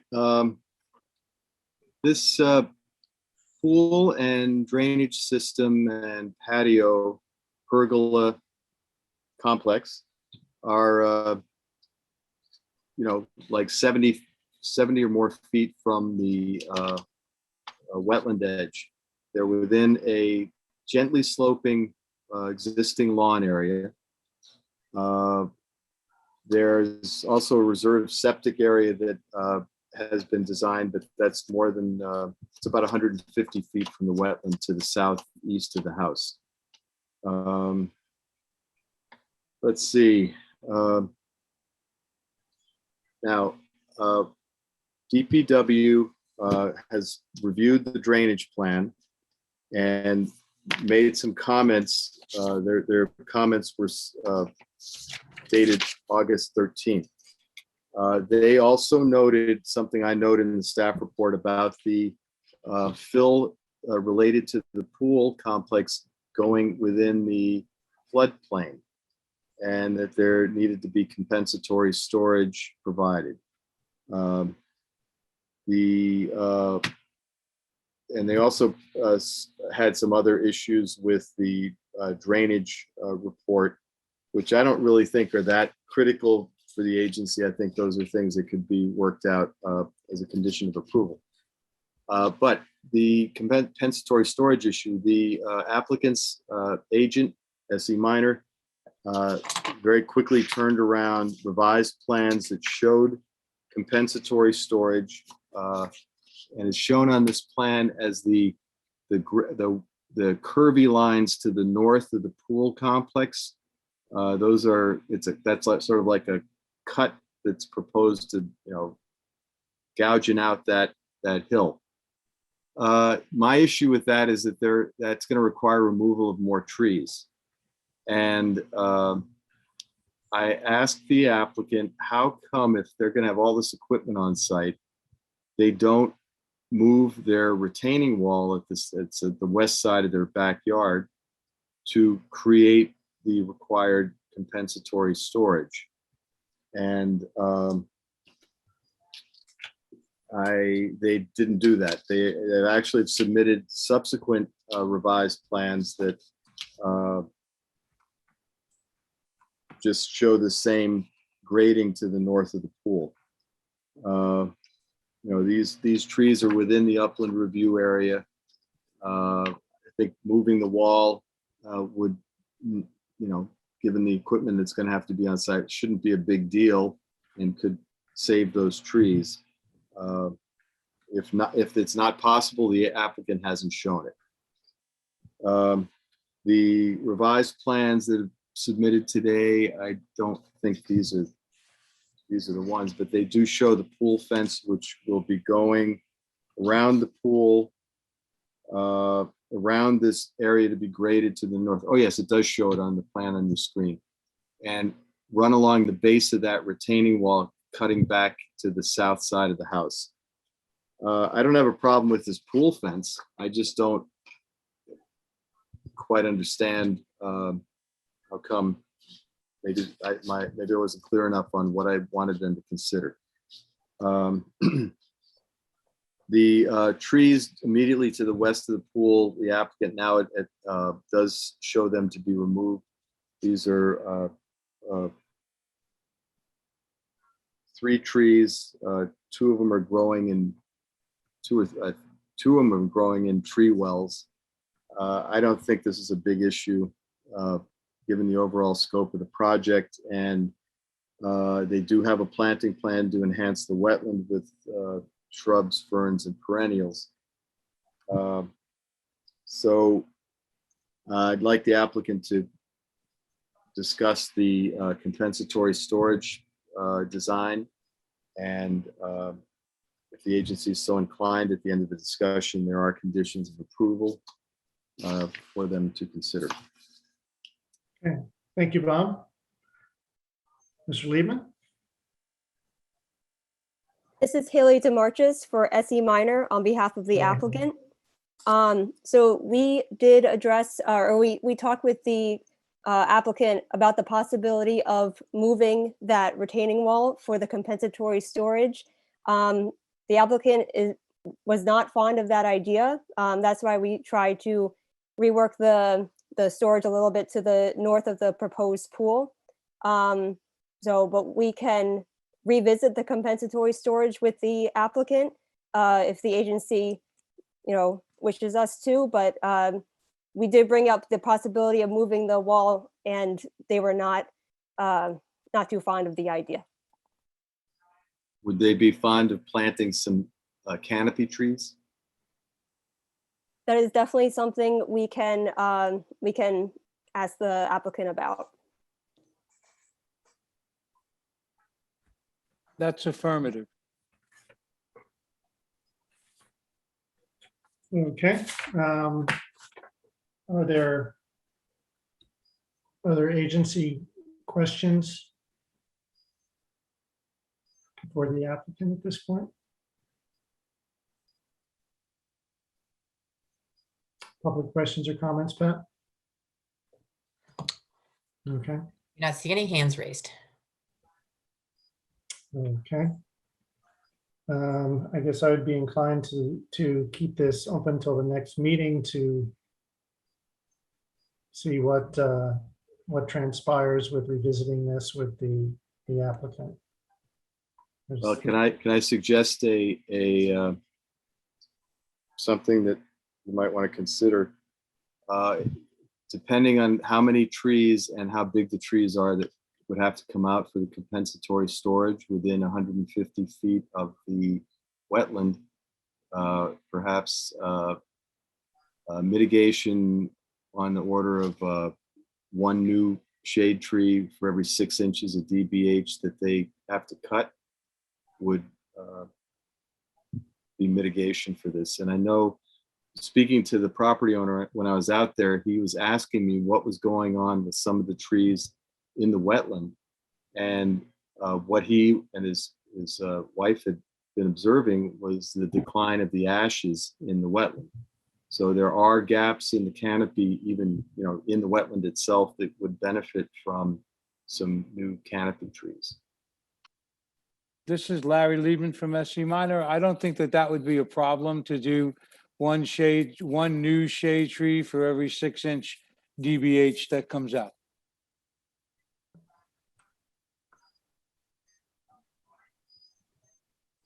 Very good. Then with that additional information, would someone like to make a motion on this application? I motion to delay application 221, where is it? 112? I just put it down. Shit. Excuse me. Motion to delay. Okay, is there someone that wants to second that motion? Yeah, I'll second it. Okay. Pat? I think on this one, I'd like to have a little discussion. Please, Elliot. Given that Mr. Liebman has made an alternative that is acceptable to staff, why are we delaying? Why not just approve it? Okay.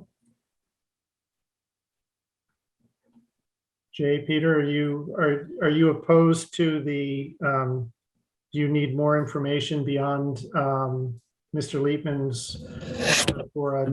It struck me that moving the wall was the preferred, outcome for us. So it's sort of a secondary, I won't say exception, but it's not the best outcome for us. So it'd be nice to see it on a plan, see if they're going to address maybe planting closer to the wetlands, some of the ash trees that are in decline that Bob said, or maybe replacing something similar, where the plantings are going.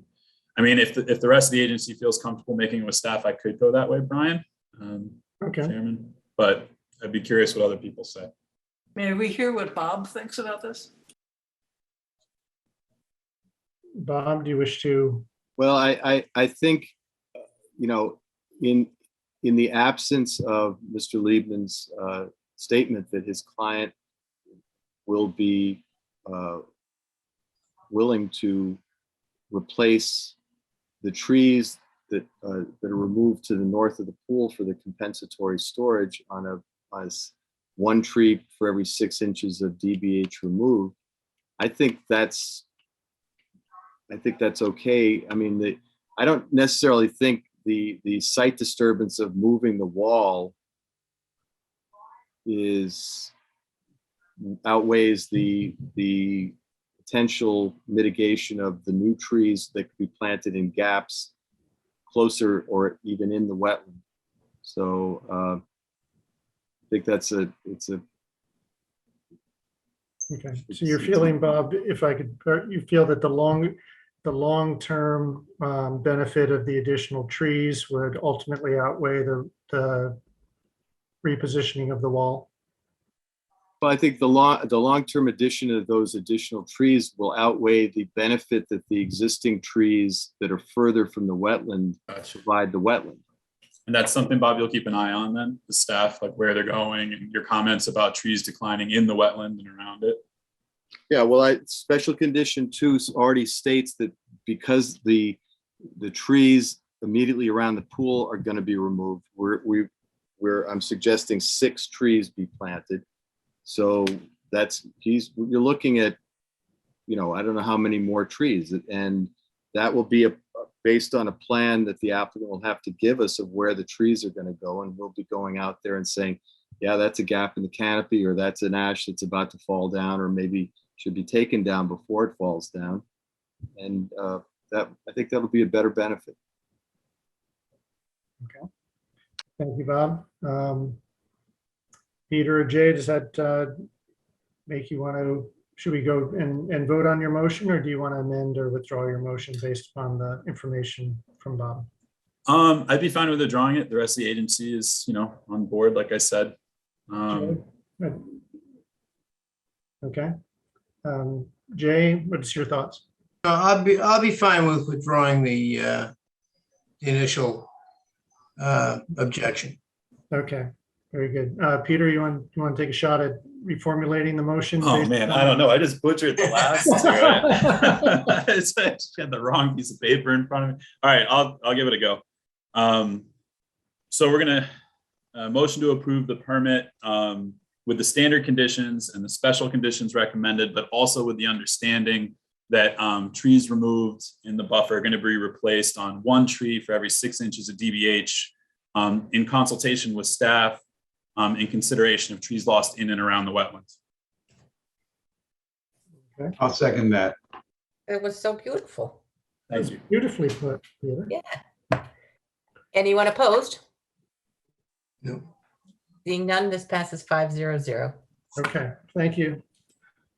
Thanks. Let's see.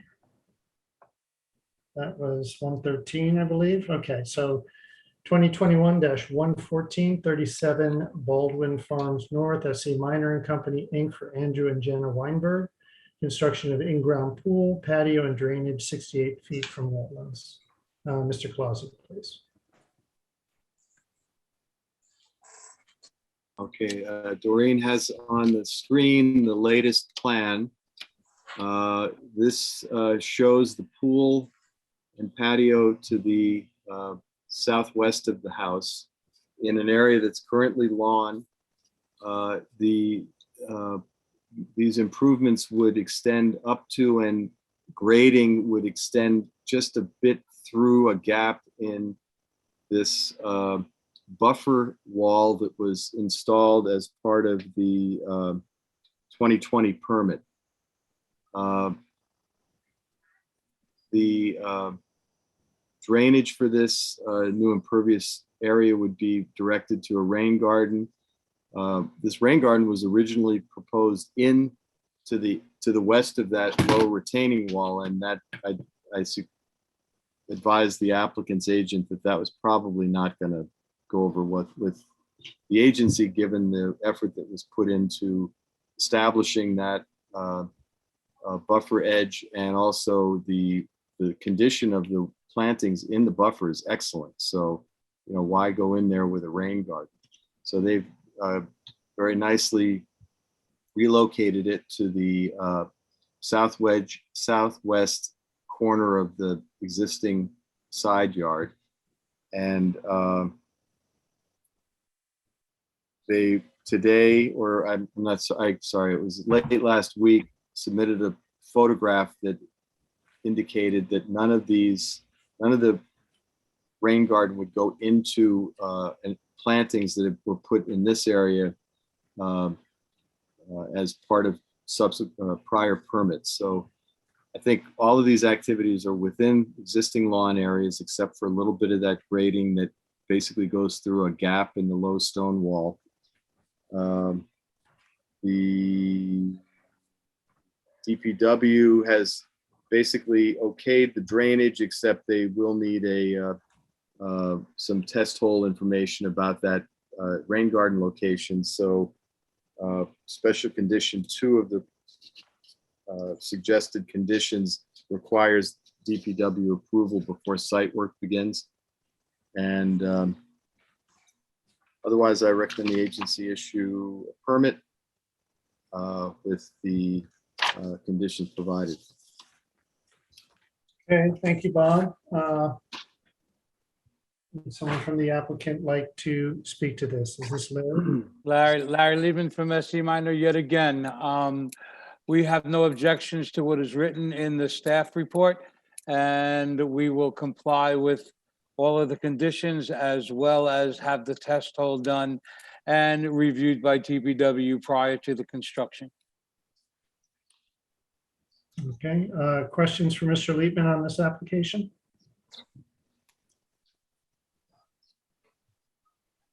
Okay. Public questions or comment, Pat? And indicated. Okay. Would someone like to propose a motion for this? Motion to approve with the terms and special conditions recommended by staff. Thank you, Mr. Benton. Is there a second? Second. Mr. Linderoff seconds. Any opposed? Seeing none, this passes 500. Okay, thank you. Next is 2021-116, 105 Parsonage Road, Kanteen Kanti LLC for Jing and Shirley Chan. Construction of in-ground pool and terrace and installation of wetland enhancement plantings. Mr. Clausy, please. All right, this property was redeveloped under a 2017 permit. The house, driveway, those were done. Demarcation feature was put in, plantings were put in, but a pool and patio, which had been proposed and approved to the southwest side of the house, were not built at that time. So the applicant now that the property's been sold from the developer to the current owners, owners would like to put their pool at the north end of the backyard. The pool's a little bit smaller than the original. It's a little bit hard to, well, I haven't really gotten confirmation yet that the drainage that was approved and basically implemented for the whole construction when the house was done, is still valid for this pool, both on the the treatment of the runoff and the watershed to which it's going. I mean, this property has two watersheds, one to the east, one to the west, and the applicant, I understand, has reached out to the original engineer to provide that verification. Let's see. So the bigger issue was that when the original pool and house were approved, with the pool on the south side, the buffer along the west side of the pool was set at 35 feet, and Doreen is now running that cursor along that dashed red line. The builder put his boulder retaining wall in the wrong place, which are the black blobs shown on this plan. Nope, to the west, Doreen, those black, yeah, nope, right along there. So the current, the applicant with their agent now proposes to install a secondary boulder demarcation along the eastern edge of that line where Doreen is moving the cursor, which will restore part of what was required in 2017 and add the green area, which was actually outside the 2017 buffer.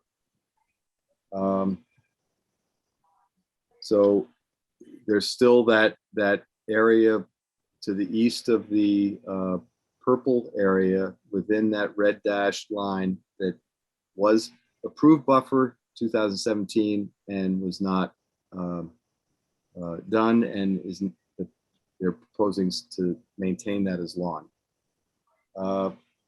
Mr. Kanti has provided a letter dated August 13th that addresses his position on why he feels this is a justified final state for the back of this project property. And I understand he's also, looks like this revised plan here does reduce the western patio area of the pool from what was originally submitted on the first plan that was submitted with this application. So that he did take that recommendation into account when he prepared this plan. So Mr. Kanti is on the call. I believe he can sort of make his case to the agency on this. I would note that his planting plan is very thorough. And if these plants perform as well as the plants that were installed with the 2017 permit, it will greatly enhance both the wetland and the buffer, because those plants are doing excellent. So I will leave it up to Mr. Kanti. I have provided conditions of approval, which can be applied to basically any configuration that the agency comes to find acceptable. Okay, thank you, Bob. Mr. Kanti? Good evening, everyone. Can you all hear me okay? Mhm. Great. And thank you, Mr. Clausy, for your comments and your report, and I appreciate the dialogue in leading up to this. You're correct that we did move the western edge of that terrace back per your comments, increasing the buffer. And I would like to point out, as the flagged wetland line pretty closely follows that boulder demarcation. So it doesn't jog in the way the red dotted line does. And the reason that red dotted line is there wasn't because of any particular shape to the wetland that warranted it. It was really a remnant of the previous pool design. And that was the size and shape of the pool, and the back edge of the pool had a fence on it. So it was kind of giveaway space that we just called buffer back then, but it no longer really makes sense with this current configuration. And so I would ask that the agency look at this anew. And what I've tried to do is create a line that is sensible and the kind of thing that would likely remain comfortable for the new family who has young children. And the whole crux behind this, the thrust of this design is to push the pool off to one side so that there's open lawn for the kids to play. There's kind of a mound as you go across the middle of the property where you can see that outdoor fireplace and that outdoor terrace, which would remain. That's sort of a high point, and really putting the pool on the lower part of the property just kind of creates a very unusable space. So in paying attention to previous applications of the meeting, I wanted to just restate one of Ms. Sesto's eloquent comments, which was improve quality of buffer in place of quantity. And I know that doesn't always apply, but in this case, I think what we really are suggesting to do is to greatly improve the buffer. I've walked this existing wetland, which by the way is 40% of the property. It's a huge portion of this property. So every square foot of area that we can retain as recreational space is really very, very precious. So we've looked at that and found there are some areas that have not vegetated. It's been 4 years since this has been originally developed here, and the wetland, as Bob mentioned, has done very well, and we'd like to make it even better and higher quality by really offering to go through the wetland and add native over 100 shrubs, over 1,500 square feet of native ground cover, and many shade trees and ornamental native ornamentals in there like dogwood and things. So I think it's a high quality plan. I would ask that the agency look at this from the standpoint of, I don't know if you've seen photographs or walked the site, but if this line were to be shaped here, it would just take a devastating bite out of the yard. I'd be happy to respond to comments. Oh, and very importantly, I have spoken to Brian Muller, the drainage engineer. He's looked at this. He feels that this will certainly continue to function in the way that he originally designed it. He has no problem with that. I think it's just a matter of his schedule of getting that report to Bob. I would certainly ask that could just simply be a condition because he has looked at it and said he doesn't see any problem with it. So with all that being said, I hope the agency would consider granting approval for this. I think it's a very reasonable plan. Okay, thank you, Mr. Kanti. Agency questions from Mr. Kanti on this proposed change of the demarcation feature?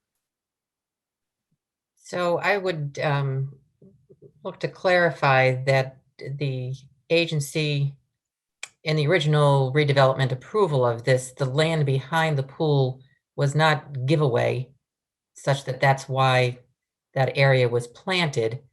In fact, the giveaway, if you will, or the compromise to protecting the wetland was the area to the north where it bumps in closer to the wetland. You know, ideally, the straight line would have gone from the south to the north, but there was accommodation for yard. And, the balance of the property of how much yard there is comes into play with how much house there is. And when the site was redeveloped and the agency did review it in the context of house, we were told that this amount of yard is pushed out by that the red dashed line was an appropriate balance for the house. So that these new homeowners come in and say, no, actually, there's not enough yard for us. The agency is no longer in a position to say, well, then if you want more yard, then maybe the house should be smaller. So I do take issue with coming back and saying, no, we want more lawn. That undermines the initial conversations and purposes of the original permit. And yeah, I totally agree that quality over quantity, but here we I'm not sure why we're giving up quantity. The buffer was put in the wrong place to begin with, and I think perhaps the homeowners unfortunately perceived that this was what they should have, when in fact there was an error that might have altered their perception. Ms. Sesto, if I may, I just did want to point out for agency members that may have not seen this, that this application does not, I mean, it's all of the work is within this existing landscape buffer. So there's no trees being cut down. There's no buffer additional area that's being removed. It's all a reduction from what's there. And granted and understood that what's there is more lawn than what was originally agreed and approved upon. Approved. So this is really just a matter of asking for leniency on that original line, looking at it again as though it were a new application. I think if we didn't have that line there, this would look like a reasonable application. And other than the fact that there were previous discussions, which you're absolutely right about, really our position only is to just say, with the additional very, very robust planting plan, and the fact that even with the boulders in the wrong place, that wetland has greatly improved from what was there prior to development. It had pipes in it, it had pumps in it, it had garbage and debris and tires. And so I think the wetland is a much healthier place than it was. And with this plan, if it were so approved, would be even better.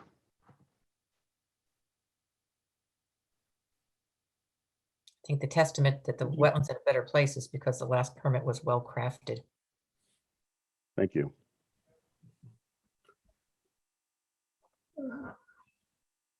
Pat and Bob, so the dashed red line is where the Boulder demarcation should have been?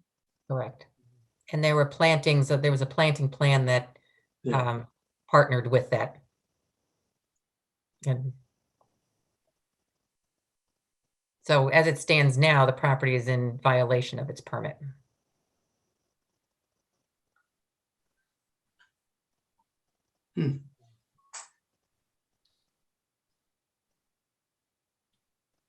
This is a tough one.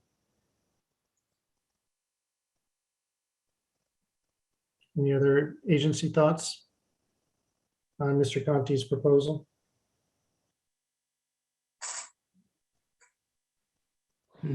Well, I have one comment that Mr. Kanti and I have discussed this. In fact, I think Mr. Kanti was the professional who pointed it out to me on another site years ago, where there was a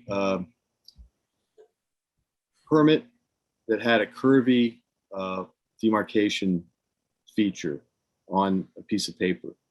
And Mr. Kanti pointed out that, we'll put it in, but it's not going to stay curvy because people hate those curves.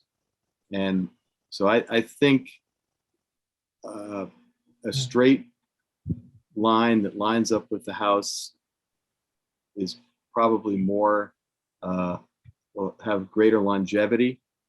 But I did ask Mr. Kanti to consider his current purple and green area, shifting that east to do a, more or less make up for this whole white area within the red dashed line. So you get additional buffer to the north, and you get the old approved buffer in the old approved buffer area, and you come closer to, if not to, the overall area of buffer that was previously approved. And it won't line up with the edge of the pool anymore, but that's life. Could someone just kind of go through on the hated straight lines? Yeah, Pat, I'm sorry, Pat. Yeah. Could someone just point out what Bob was saying with the pointer on the plan? I think I got the gist of that, but just point out how far out to the east and north you're talking about. So course the adjustment. green I is. think The green and purple, yeah. Yeah, so the green encompasses area that was outside of the buffer previously. Yeah. And then as you come south, the red dashed line is where the demarcation is supposed to follow. Right. And so Bob I knew that. Thank you though for the clarification on that one. And Bob was just suggesting moving that all over in a straight line further east though. Well, To kind of get closer to the original demarcation. Closer to the whole thing closer to the house. So if you shift it along the south side of the pool, either where that jog is, or probably more likely where the west end of the pool is, Right. that would take care of it. Yeah, if a configuration that matches, effectively square foot for square foot, but in a configuration that is, to Bob's point, more aesthetically acceptable. I see what you mean. So if we were to basically split the difference between where the red dotted line is and the purple dashed area, and but carried it all the way north to the pool, we would have much more closely matched that 1,000 square feet that's missing right now. Okay, I got you. You're pointing it out right now. So you'd extend it out to that arrow. So it lines up with approximately the west end of the pool. Right, so you're losing a little bit more lawn, but there's no net loss of buffer. Or very close to no net loss of buffer, right? I don't know if it would be square foot for square foot, but because it looks like the portion north of the curve is a little bit less than the portion south of the curve. But I think our client would be amenable to that, and we'd be okay to make that adjustment. Now, is the pool, what's to the east of the pool? Is that currently built structure, those double doors? Well, that's a gate, so really, the pool fence would just, that would wrap around it. That's a gate, and then that would be a little patio, and that gray rectangle is like a little outdoor kitchen, and then more patio. So that's kind of the. Sorry. I just mean that your pool could potentially shift slightly to the right if you reconfigured that. If that outdoor kitchen is proposed as well, in your plan, is that built? Yes. Yeah, and it's a relatively small space on the other side of that outdoor grill, so we're hoping to have a space for a dining table there. Got it. But we could maybe shove it a little bit. We've already done that per Bob's comments. But as far as bringing that line a little further to the east, the overall boundary line, and running it all the way up to the pool, I think we would be amenable to that. I think that would make it potentially more palatable for the agency. Great. I appreciate the suggestion, and thank you, Bob, for your words. It's one of the things that, years ago I used to talk about, and it's nice to know that it was heard. But I appreciate that, because it does. And it's not that I'm against curvy lines, Pat. It's just that they need to. I think they need to make sense to the architecture, or they don't. They really just don't last. So anyway. Yeah, I agree. Could I summarize for a second? Please. It looks like the red line denotes an area of about 1,000 square feet. Correct. Right. So if you just move that line as far east as it takes to give back 1,000 square feet, you're in. Rough, yeah. So some parts are going to come in, some parts are going to go north, so that overall we're going to have a reconfigurement of that 1,000 square feet. Okay.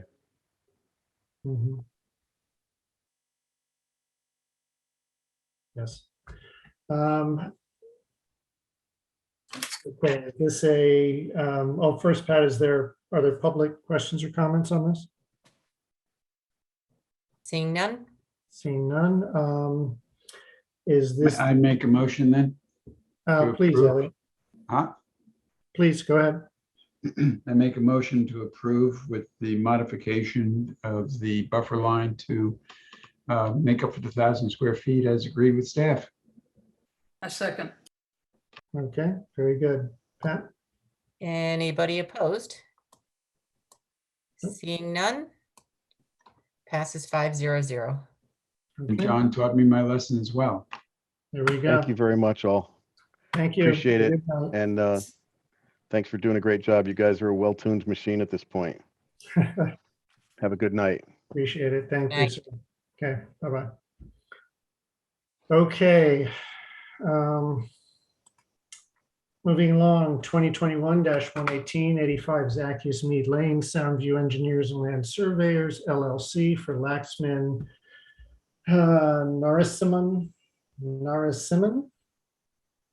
Apologies if I butchered that. Construction of in-ground pool, patio, and pool fence for designation of septic reserve area 25 feet from wetlands. Right, the 25-foot separating distance from the wetland is between the pool fence and the wetland. The pool itself is about 35 feet from the wetland, and the reserve septic is about 60 feet away from the northern wetland. So this is kind of an interesting application because back in 2013, a pool almost in the exact same location, exact same shape was demolished when they did a renovation of this house and added some area to at the north end of the house. You know, the area for the pool is level lawn. Access would be around the front of the house and the south side of the house. The application plan, I believe is not this plan, but the other plan shows protection around the septic system in front of the house, which is really the most critical thing. Otherwise, I don't think the pool construction is that big a deal. The patio that was shown in the original submitted plan has been removed as shown on this plan. Also, the shed in the southeast corner of the property is going to be removed.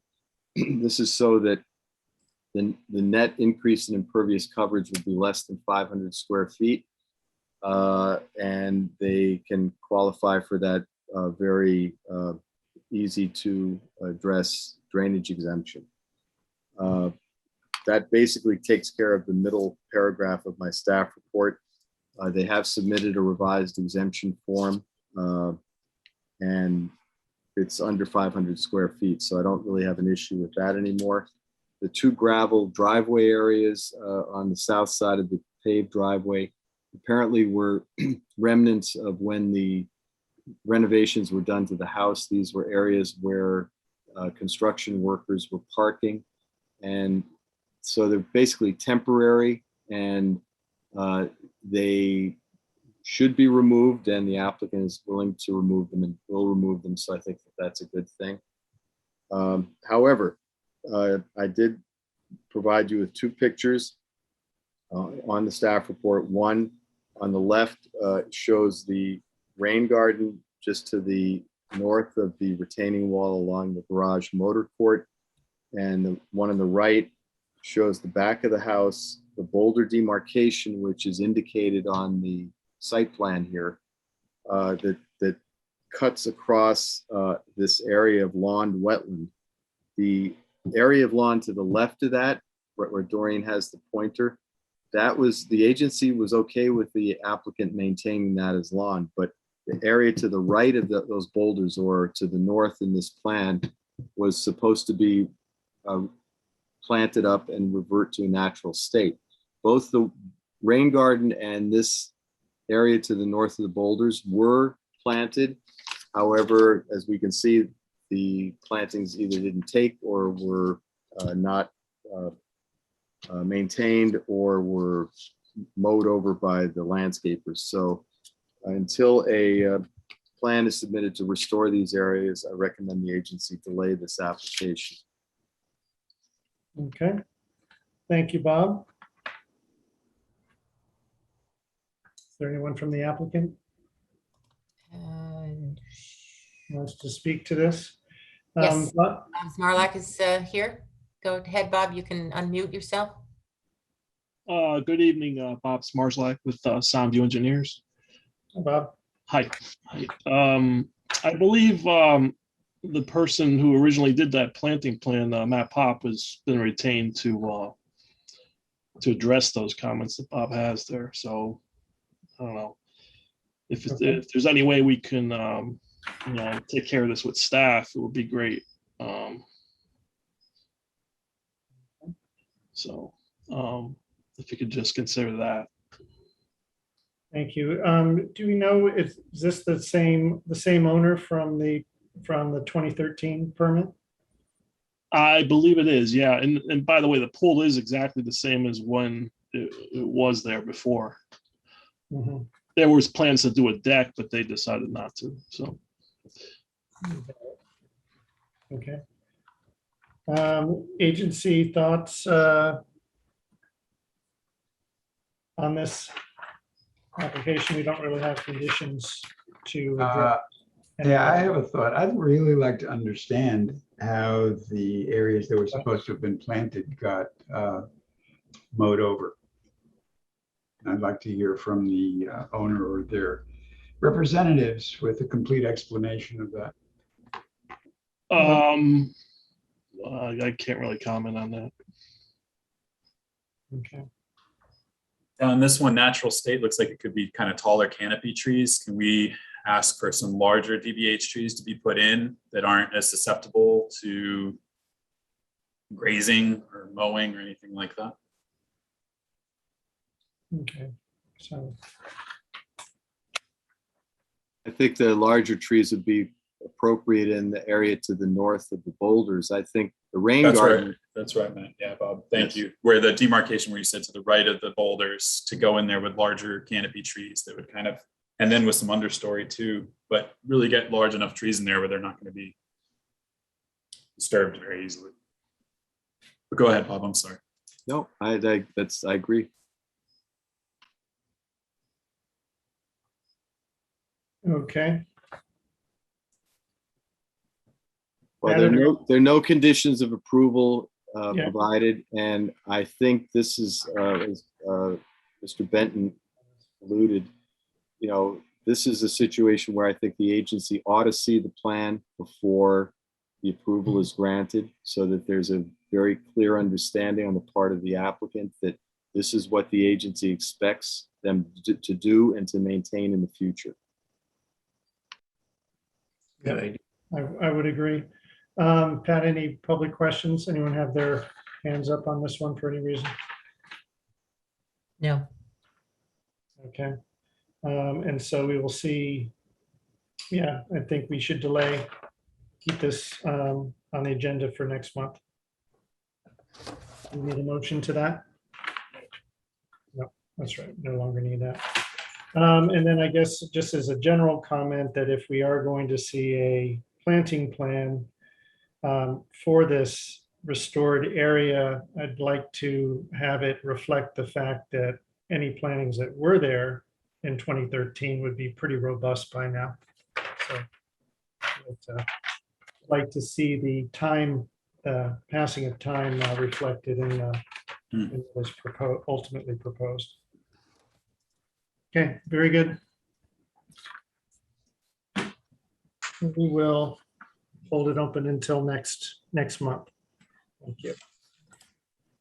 Okay, that is it for new applications to review. I will make a motion to receive the 14 applications listed on tonight's agenda from 2021-119 through 2021-132 inclusive. Is there a second? I'll second. Thank you, Jay. Okay. Anyone opposed? Passes 5-0-0. Very good. There are 3 agent approval permits on tonight's agenda: 2 Sparrow Lane, 121 Cat Rock Road, and 190 Sheep Hill Road. Are any agency questions or public questions on those 3 permits? No. Okay, very good. Let's move on to the violations. We have cease and correct order 2021-004 for Jung Min and Mi Young Kim. 15 Surrey Drive, unauthorized topping of trees and fill being spread within regulated areas, unauthorized construction of a wall along the brook. Ms. Urena, please. I'm going to read into the record of documents, letter of unauthorized activity dated July 30th, 2021 from Robert Causey. Photos dated July 30th and August 2nd, 2021, taken by Robert Causey and myself. Stop work order dated August 5th, 2021, issued by myself. Violation summary dated August 16, 2021. Cease and correct 2021-004 dated August 16, 2021. And an email exchange between the daughter of the homeowner, Erin, and myself today, basically not denying the violation at hand and trying to work on submitting an application. So staff notice on July 28th while inspecting a drainage outfall across the brook from 15 Surrey that a few unauthorized activities had taken place. The tops of trees along the brook behind the residence had been cut off and fill was being spread on the side yard north of the house. A follow-up visit took place on August 2nd to attempt to walk the property, but no one was present. After reviewing the older photos taken from 2016, it's suspected that a wall was built along the brook is also new as well, with no record of authorization or permit. And staff recommends the agency maintain cease and correct 2020-004, and then a certificate of violation be filed on land records if an application is not submitted by the deadline of September 17th, 2021. Okay, thank you. Anyone from the future applicant here to talk to this? The daughters of the owner were in today, and given that they weren't contesting the violation, I let them know that they did not need to be in attendance this evening. Okay, very good. Going to work towards the deadline for filing. Okay, very good. Would someone like to make a motion? Otherwise, I will make a motion to maintain cease and correct order 2021-004. And if an application is not received by the due date of, Ms. Urena, what was the due date? September 17th. Thank you. Thank you, sir. Hey, he's paying attention. The violation will be placed on the land records. Is there a second? Second. Thank you, Peter. Anyone opposed? Okay, motion is passed 500. Okay, thank you. Any other agency business comments before we adjourn? No, and nothing from our final 4 attendees. Great. Well, thank you everyone for your hard work tonight, and for the public for attending. And at 9:57, we will adjourn. Have a nice night, everyone. Thank you. Thank you. Well, Good night. Next month. Bye-bye.